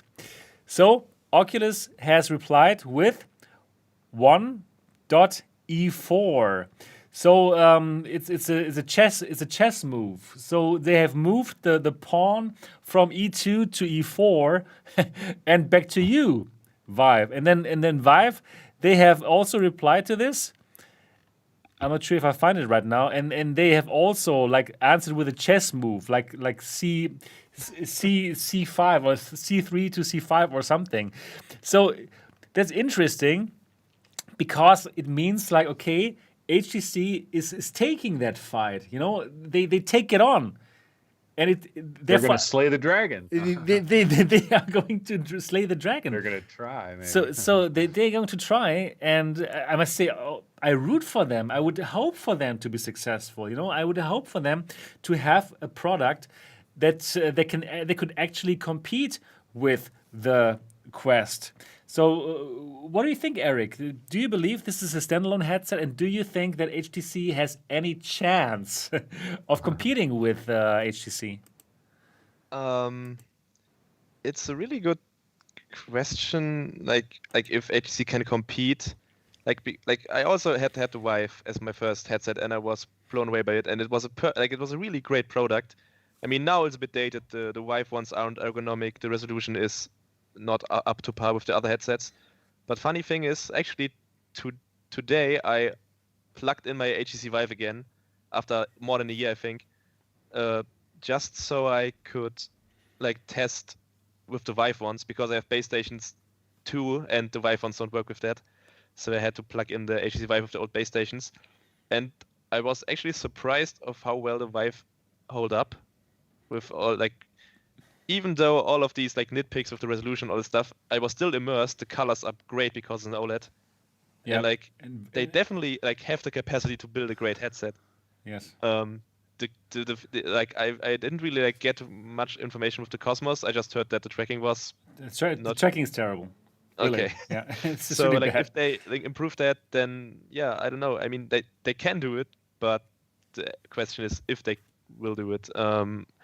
I'm a bit skeptic. I think I don't know. Like I thought HTC will go like to full root of like so many stuff. They like the Vive was modular. You could upgrade so many different parts of it. They added the Vive trackers, everything, but somehow it kind of gotten under all of the VR stuff. It was weird. It just disappeared. I don't know. Yeah. So yeah, I- I think they will have they can't compete on the price of the Quest. No, that's the Right. main thing. Impossible. Yeah. Right. Which like it doesn't like most like a lot of people won't care, especially like the ones that are pretty vocal about the Facebook login. But I think the majority of consumers that you don't like that don't talk online about VR and like are in these Reddit communities and Twitter and everything, they probably don't care. They just look at the price. Of course, most people don't care. Yeah. Yeah, it's just some YouTubers who are loud about this kind of thing. So, Yeah. so yeah, no, I totally agree with you. People don't care. If it has a price tag of $299, it's good. If it has a price tag of $199, it's an impulse buy, and everything else basically is out of the question. And yeah, I agree with you. That's tough. And I must say, I also agree with your skepticism, because we had high hopes for Vive basically since the Vive Pro. And for some reason, they have had so bad business decisions that they always disappointed the community after the Vive, right? The people loved the Vive. It was an amazing headset. It was better than the original Rift, right? With all that room scale, it was so good. It's very bright. The colors are so nice. A great headset. Still, I agree with you. I also recently tried it for some FOV tests, and I found out like, hey, this is not bad, right? It's still, I can still get immersed. It's still cool. But then afterwards, basically it was going down. So the Vive Pro is good, but it was too expensive. It was way too expensive for the consumer, and they were not really sure who do they target. Do they target like the professionals, the enterprise, or do they target the consumers? Yeah, they said prosumers, but it was strange. It was too expensive. It was strange. And then afterwards, yeah, the Cosmos. Unfortunately, there was a complete disaster. I can't say it in any other way, because it's an inside-out tracked headset, but the tracking, the most important for this part, it's really bad, really not good enough. So for that Cosmos, we already had high hopes, and we thought like this is the last chance now, and they blew it. And now it's the super last chance in my opinion. And I root for them. I really hope they get it done. But this must be like they must hit it out of the ballpark with the tracking and with so many more things. What do you think, Anthony? Do you think they have a chance? Yeah, what I really want to know about this, honestly, is are they seriously going to try to compete in America at all with this?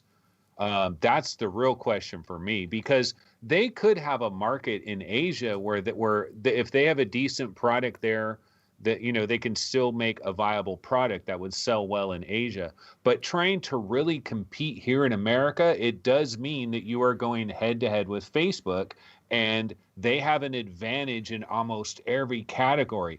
The only real advantage that you have is you're not Facebook. And that is actually a little something right now, because I'm on various places where it's not necessarily VR centric, and people will talk about the Oculus, and some people are like, yeah, but I don't want a Facebook account. So it's out there in the wide open yonder. People know about this. And if there was a legitimate option B to the Quest, and there wasn't a serious degradation in the quality of everything, people would love to have this option B to do these other things with it. The other thing is HTC, they do have Viveport Infinity, which is like the best product, honestly, in all of VR. Not maybe the best for like developers and stuff, but for the end user, it is incredible. The smorgasbord of VR that you can play via that service. And a thought just popped into my head. Imagine if there was a VR company out there that had the foresight to contact Guy Godin and say, Guy, we love virtual desktop. We're designing this special standalone headset. Is there anything that we can bake into the circuitry of this headset to really dial it in so that the virtual desktop experience will just sing on this thing? And not only that, we're going to sign an exclusive deal with virtual desktop where this is automatically free connecting to Viveport, because the last time I used virtual desktop, I was using Viveport and it worked absolutely fine. So there it is. Problem solved, right? I mean, it's one thing that they can do, but then it comes back to price, and it goes back to that $299. How do you compete with that? That is so difficult. So, and then the track, like you brought up the tracking, like, yeah, the other thing I'll say about tracking, this even goes back to PlayStation VR 2, right? Everybody just assumes that other companies are going to figure out how to do inside tracking, and it's going to be just as good as the Quest and Quest 2. And I don't necessarily think that just is easy as pie. Like, it hasn't been proven. Microsoft hasn't proven it. HTC hasn't proven it up to this point. So until there's another company that absolutely nails inside out tracking, I'm not necessarily going to assume that it's a given that it'll happen. Right. So first of all, I think your idea is amazing with the virtual desktop and getting Guy Godin on board and like putting it there and working together. And yeah, that would be so good. And I think you should totally be working for HTC, for the management, and give them some good ideas, because in recent years it really hasn't been so fantastic, right? Their business decisions. But I hope that with this could be really a difference. And then you mentioned you're wondering if this is going to happen in the US and in the West, right, Anthony? Yes, I'm very sure it's going to happen, because Graham Wheeler, he's the boss of HTC for the Europe regions. He has said on his LinkedIn profile that you can check that they are going to announce something. And if he says it as the European chef, the European boss of Vive, of HTC, yeah, this should be coming out. This should be coming out in the West, right? And this is not just in China. And then, in terms of price, something that I would like to put out, and that you also mentioned, they do have Viveport Infinity, which is this really good PSVR service where you pay like 15 euros here in Europe, and you can play all of the games. It's amazing. It's a really good thing, and it's like Netflix for VR. And they also have something like this, the Viveport store, for headsets, for mobile headsets in China. So this is already a platform that they have, and they already have connections to developers.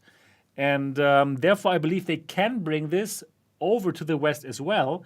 And my personal idea is, or my suggestion to HTC, if they watch this, why not have this kind of subscription service and subsidize the price of this headset? Let's say the price of this headset would normally be $500, but then if you go for a 2-year Viveport Infinity subscription, then it only costs $299. But you can play all the VR games. Beautiful. In my opinion, this is like a really cool idea to compete with Facebook, with the Facebook price, and to even offer some added value, allowing people who are new to VR, who buy this for the first time, to simply play all of the games. What do you guys think about this idea? Yeah, go ahead, Eric. You.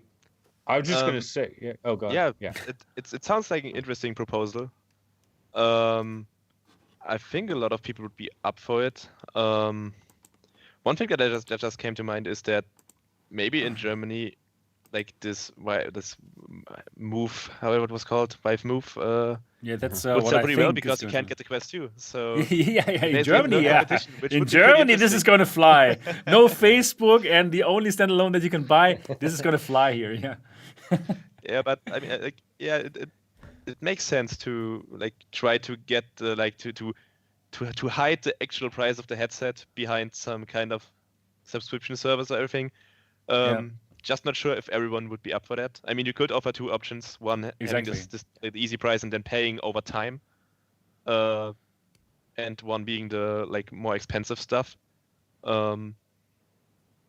Yeah, I mean, like especially like all these subscription-based services, they are like really coming together on like Xbox. No, how is it called? The Microsoft Game Pass.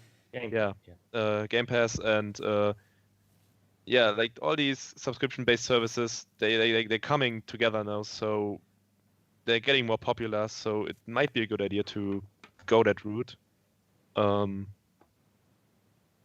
Yeah, I think that they could be. They've already proven that the Netflix of VR can work. If you've tried Viveport Infinity, you know that the Netflix of VR can work, but just a lot of people don't know about it. Now they could have a standalone headset.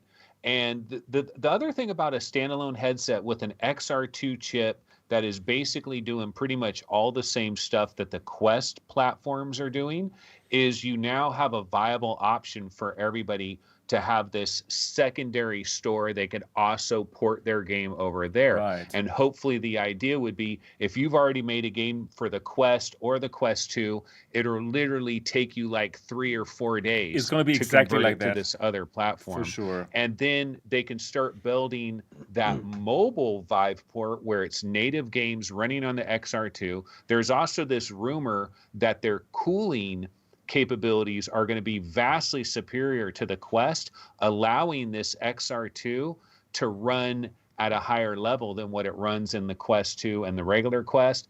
And so games might even have a little bit of a boost there. But I mean, of course, it comes back to like price, marketing. How do they, like you're going, it's David against Goliath, man. I think as well, because this is a great idea, what you've got here, Sebastian. I think, honestly, that Viveport thing is a great idea to do that. The thing is, it all comes down to price on how successful this can be, really. Because I don't doubt that HTC have the ability to make a headset as good as the Quest if they put enough R&D into it with the tracking and that kind of stuff. I do understand that. The thing is, Facebook... people will say, and I'm one of them really, overall, the Quest 2 is a fantastic product for VR. Quest 2, $299, standalone headset, perfect tracking, all of this stuff, and it's good for VR. Yet on the other side, they are being, in quite a clear way, they're being anti-competitive with that price. Pro-consumer. Yeah, of course.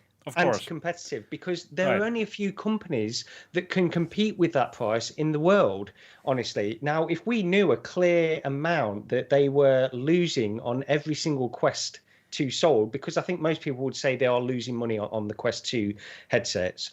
If we knew how much they're losing, then we'd have a clearer idea of what kind of company we need to just release a product that could directly compete with it. HTC are probably not that company. They've not got enough money to directly compete on that level. So they've got to bring something else in. That's why I think that idea of Viveport, it's it's their USP. They've got their unique thing that they can bring along with it. So it would be a great thing to do. If not that, then something else. They need something to differentiate themselves rather than price, because I don't see them competing on it on that raw level of a product to product.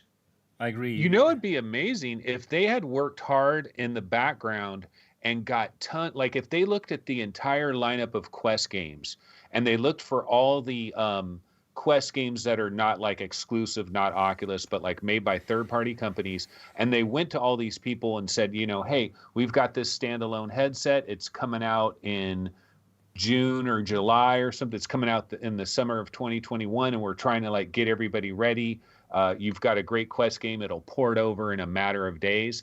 If they could have done this, they could have actually created an ecosystem where they'd have like 30 or 40 games to launch with, and that could be Viveport Mobile. All those games could be in Viveport Mobile, and so they could offer this Netflix, because the Netflix of VR angle is one angle. You're never going to get that from Oculus. You're never going to get that from Sony, because they can make too much money not doing that. They would have to be forced into doing that. So it's a good angle, and it could give them a nice differential compared to the Quest. Right.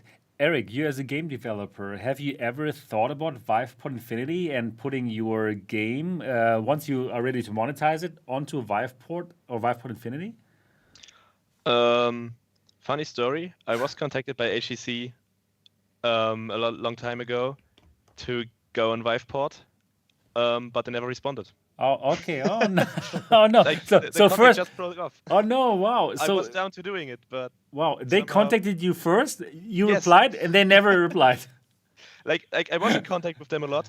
Then I had to sign an NDA. I signed it. I sent it over, and then I never heard back from them again. Oh This wow! is HTC. Yeah, This is what we're exactly. dealing with. So Yeah, this is what we're dealing with here. Like I would have brought the game to Viveport maybe.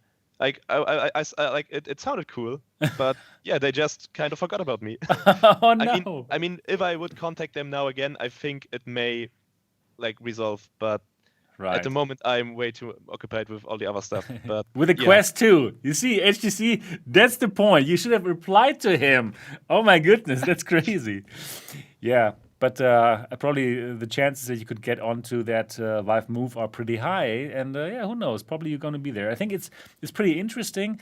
And for that Netflix of VR to work, it's important that there's many people who have that subscription, right? And with this kind of hardware, if it's a good hardware, if it could really compete with the Quest, and if it's if it's a nice offer, let's say probably €15 or €20, I think people would go for it, right? Also, the people who are not so happy about the forced Facebook login. So, Gary, what would you be ready to pay? How much would you be ready to pay per month, for how long, if the HTC Vive Move costed, let's say, £299? Good question. Not thought of it before, but I'll probably say, I think realistically, based on the amount that I play VR, because I'm a VR enthusiast, but how much hours do I get free to spend in VR is a different question. I love VR, but how much do I actually get to spend in VR is another thing. I'd say, if I could pay something like, say, a Netflix kind of price subscription for, mobile focused content, which will probably be quite small to begin with, say £14, 15 at the very most, Okay. to experience a wide range. It's got to have a significant library for that, though. I've got to say, it can't just be a small amount of titles for that. So it's Right. it's difficult. It's a difficult question to answer, but yeah. The thing is, I suppose your question as well, you're locked in for those 2 years, perhaps a year, 2 years. Yeah, for probably. that. So that's the thing. You would counterbalance that by working out how much am I actually paying. It's like when you buy a mobile phone, you work out exactly how much you're paying and that kind of stuff. So I don't know. I guess when the time comes, I'd have to see. Yeah, all right. And how about you, Anthony? How much would you be ready to pay for a subscription, and if the device costs $300? Well, I mean, if that's the primary device that I'm using, yeah, and the subscription, I think the subscription model it's nice because you get to sample so much, and but then at the same time you also have this like anxiety of like, if I'm not playing games that are in that subscription, I'm wasting it. So it's kind of a weird thing that you have to deal with. But I think it's a great model. I'm looking forward to it. Yeah, hopefully they really do it. Anyways, we're going to see that hopefully soon. And well, it's at the moment it's really exciting to follow their Twitter account because they have also dropped some other things that can make us speculate about what's going to happen. So another thing that they posted yesterday is the following: what would you do with 70% more energy? Ooh, what is that supposed to mean? Does that mean that this HTC Vive Move has 70% more battery, like more capacity? I believe that this is what it means because, well, more energy, yeah, and well, the Quest 2 is a great device, but I honestly don't like the 2 hours battery life. I own the Elite strap with battery, thanks to Gary who sent it over to me from the UK because I couldn't buy it here, and it's great. I have 4 hours now, right? But with 70% more capacity, we would arrive at 3.5 hours, and I really believe this is the case here with this kind of tweet because they did have that Proton prototype for a standalone headset, and it looked like that the battery was in the back of the headset, which would make the whole thing more balanced. First of all, this, and you could lighter on the forehead, on the forehead, and you could put more battery in the back. What do you think of this? Do you think that this tweet is actually saying we have 70% more battery capacity than the Quest? That's probably it. Of course, the big thing there, though, is we go back to the Santa Cruz headset, and when we saw the Santa Cruz prototype, it had the battery in the back. And then Oculus later decided, nah, we're not going to do that. We're going to put the battery in the front. And most people believe that the reason they made this decision is because when somebody's just sitting on the sofa or they're laying in their bed or something, they want to be able to put their head back. Agreed. And if you got a big battery back there, although you're perfectly balanced for standing up and doing something, if you want to lean back on something, that's kind of an irritant. So will they go in that direction?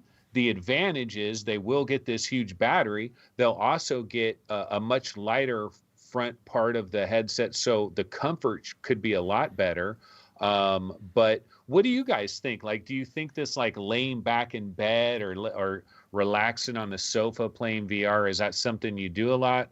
Which way would you rather have it, Gary? Would you rather have that battery on the back, or do you want it all in the front? Personally, I would, yes, because I don't lay in my bed and watch Netflix or whatever laying back. I'd never use the VR headset for that purpose. And I have the Elite strap with a battery as well in the back. And that, to me, feels like the perfect way. It counterbalances it and it doesn't get in the way. It never gets in the way. So personally, I think that would be the way to go. But there's obviously reasons. I don't know if it's just the reasons that you were saying there, Anthony, about laying back and that kind of stuff, or sitting down and having it pressure on the back. If those are the reasons that Oculus abandoned that, because there seems to be, it just seems like such an obvious thing for them to do, to put it on the back of the headset, and they've not done it for various things. There's got to be other bigger reasons for them to not do that than that thing. But then again, you've got the Elite head strap as well, so I don't know. It's confusing. It is really confusing. All right, guys, I want to put something out here. So what I think is going to happen, I believe this is going to be a standalone headset. Okay, yeah, right. And I also believe that this is going to be a standalone headset which has more cameras than the Quest 2, because the Quest 2 only has 4 cameras which do the inside-out tracking, right? For the 4 cameras for the tracking. But I believe that this headset has probably 6 or even 7. Okay, you got it. Okay. 7. It has 7. It has 7 cameras. Exactly. It has 7 cameras, and it also does body tracking. Badoom. Oh, man. Right. Because first of all, the XR2 chipset, it can deal with it can deal with more cameras. 7, yeah, Seven, exactly. cameras, And also, it would make so much sense to bring something more to the table than the Quest, right? If they would do exactly the same thing, yeah, okay. It's tough to compete on price anyways, right? And they cannot compete on price. So they have to put something more onto the table. And more cameras is totally supported by the XR2 chipset. And now we're going to have a look at another tweet that HTC put out here. And this tweet is the following. HTC Vive, yesterday. Is your footwork fancy? We want to see your dance skills. Post your VR dance clips below. And then you see you see some video of some VR chat person, and they have like the full body tracking. Like why would they put it out? I mean, honestly, why would they make this nonsensical tweet if it wasn't for full body tracking? Do you agree with me here? And also, I want to ask the chat, do you agree with me here that this is like a clue for full body tracking with 7 cameras?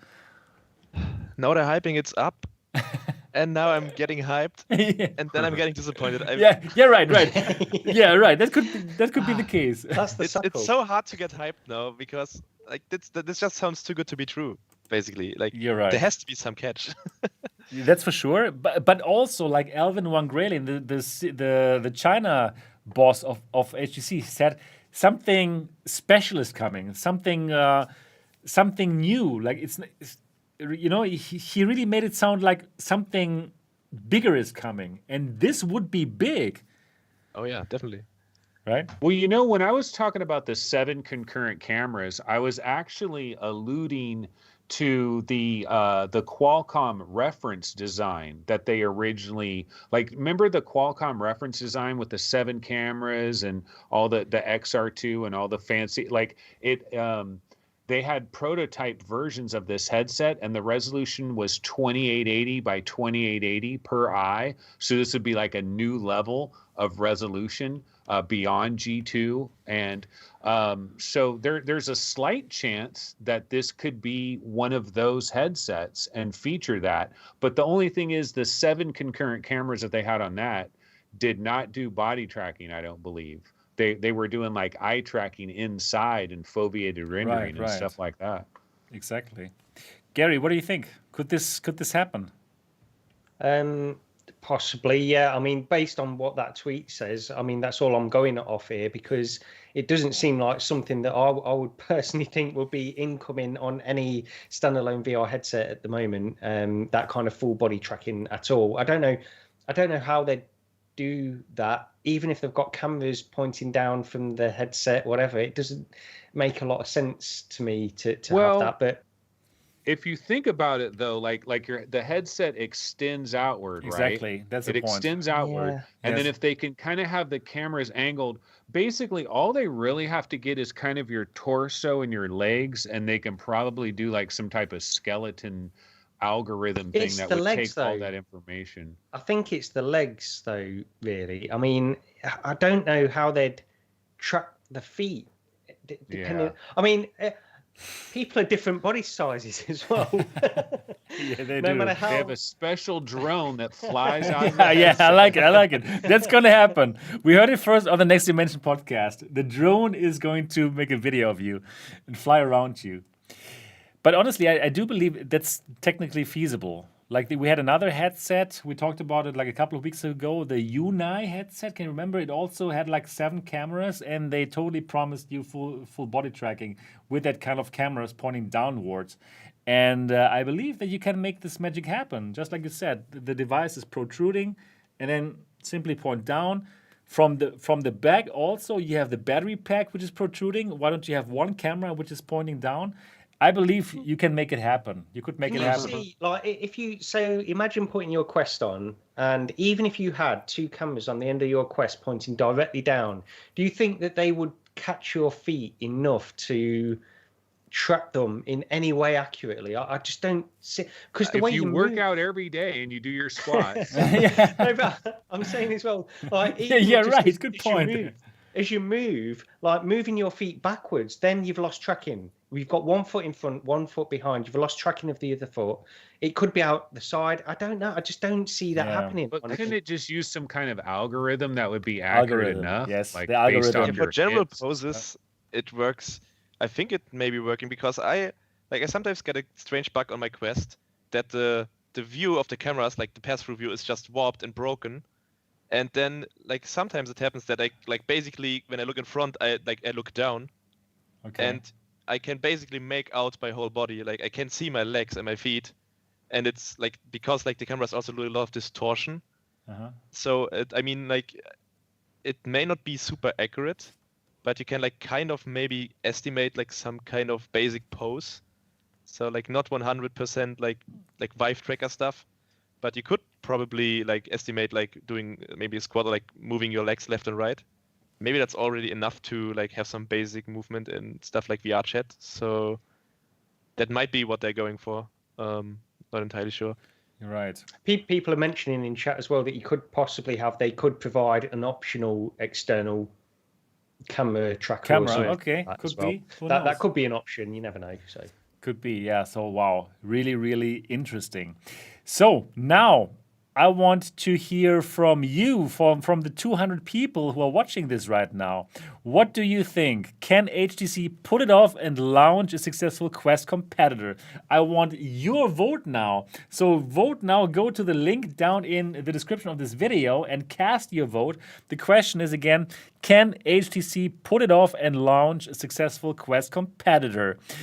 The answers are yes, and this is really their last chance for consumer, really. Number 2, no, they have disappointed too often. And number 3, it's really a 50-50 for me. So now, please, now is your last chance to cast your vote and let us know, what do you think? Do you think HTC can pull it off and launch a successful Quest competitor? Wow, I'm really looking forward to find out what the people say. And before we get to what the people say, I want to ask you, Anthony, what do you think? Yes, no, or 50-50? I don't I don't even think Sony could compete with Facebook right now, quite to be totally honest with you. So that tells you, right, how the hell is HTC going to do it if Sony can't do it? I believe there's like Apple may be the only hope. Okay, Gary, what is your vote on this? I don't want to be pessimistic about this, but yeah, you can't really, like anybody would say that it's very much a uphill battle for HTC to compete with what Facebook have got going on with the Quest.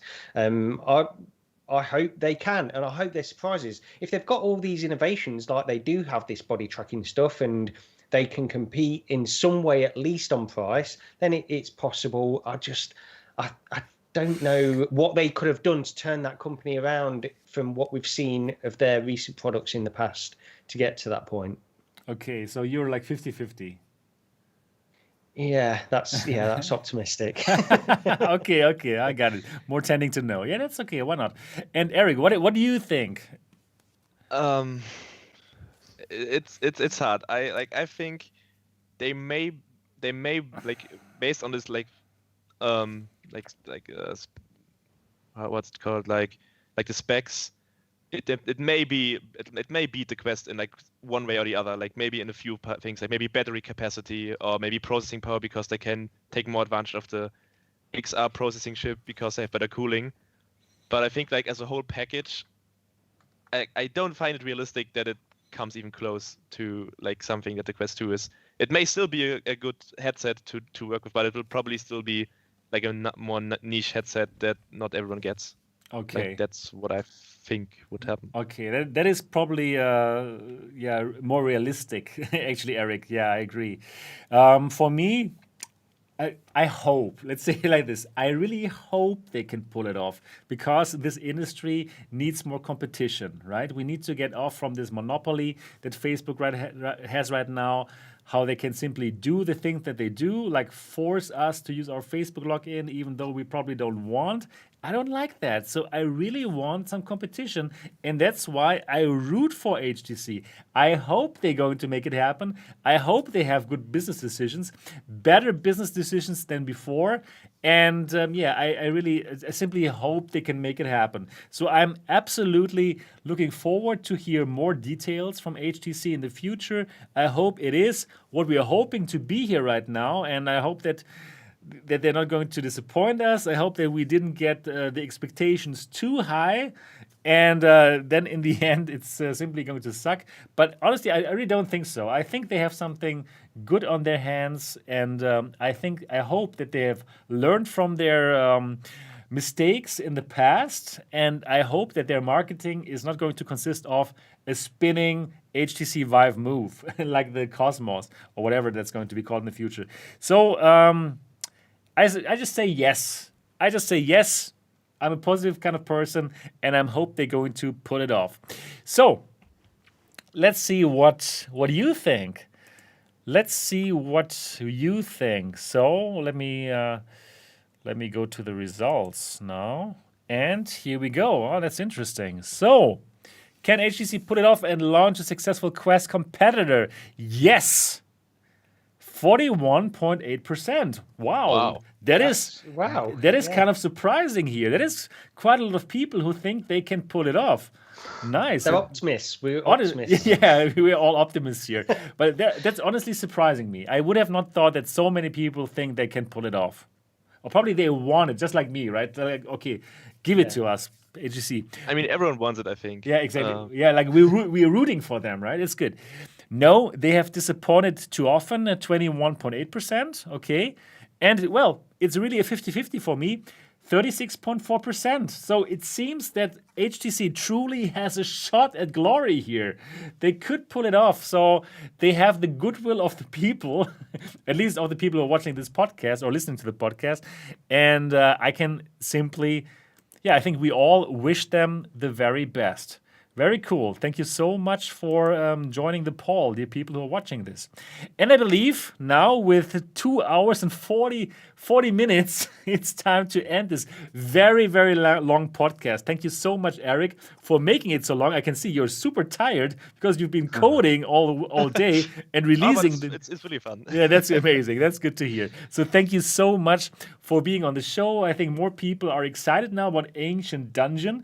Again, for all the people who are watching this right now and for all the people who are listening that later as an audio podcast, please do check it out. It's truly amazing. It has surprised me in the most positive of ways. And get it. It's really great. And I wish you all the best for launching it, Eric. It's going to be exciting. Super exciting. And of course, also thanks, of course, to Gary and Anthony for being on the show again.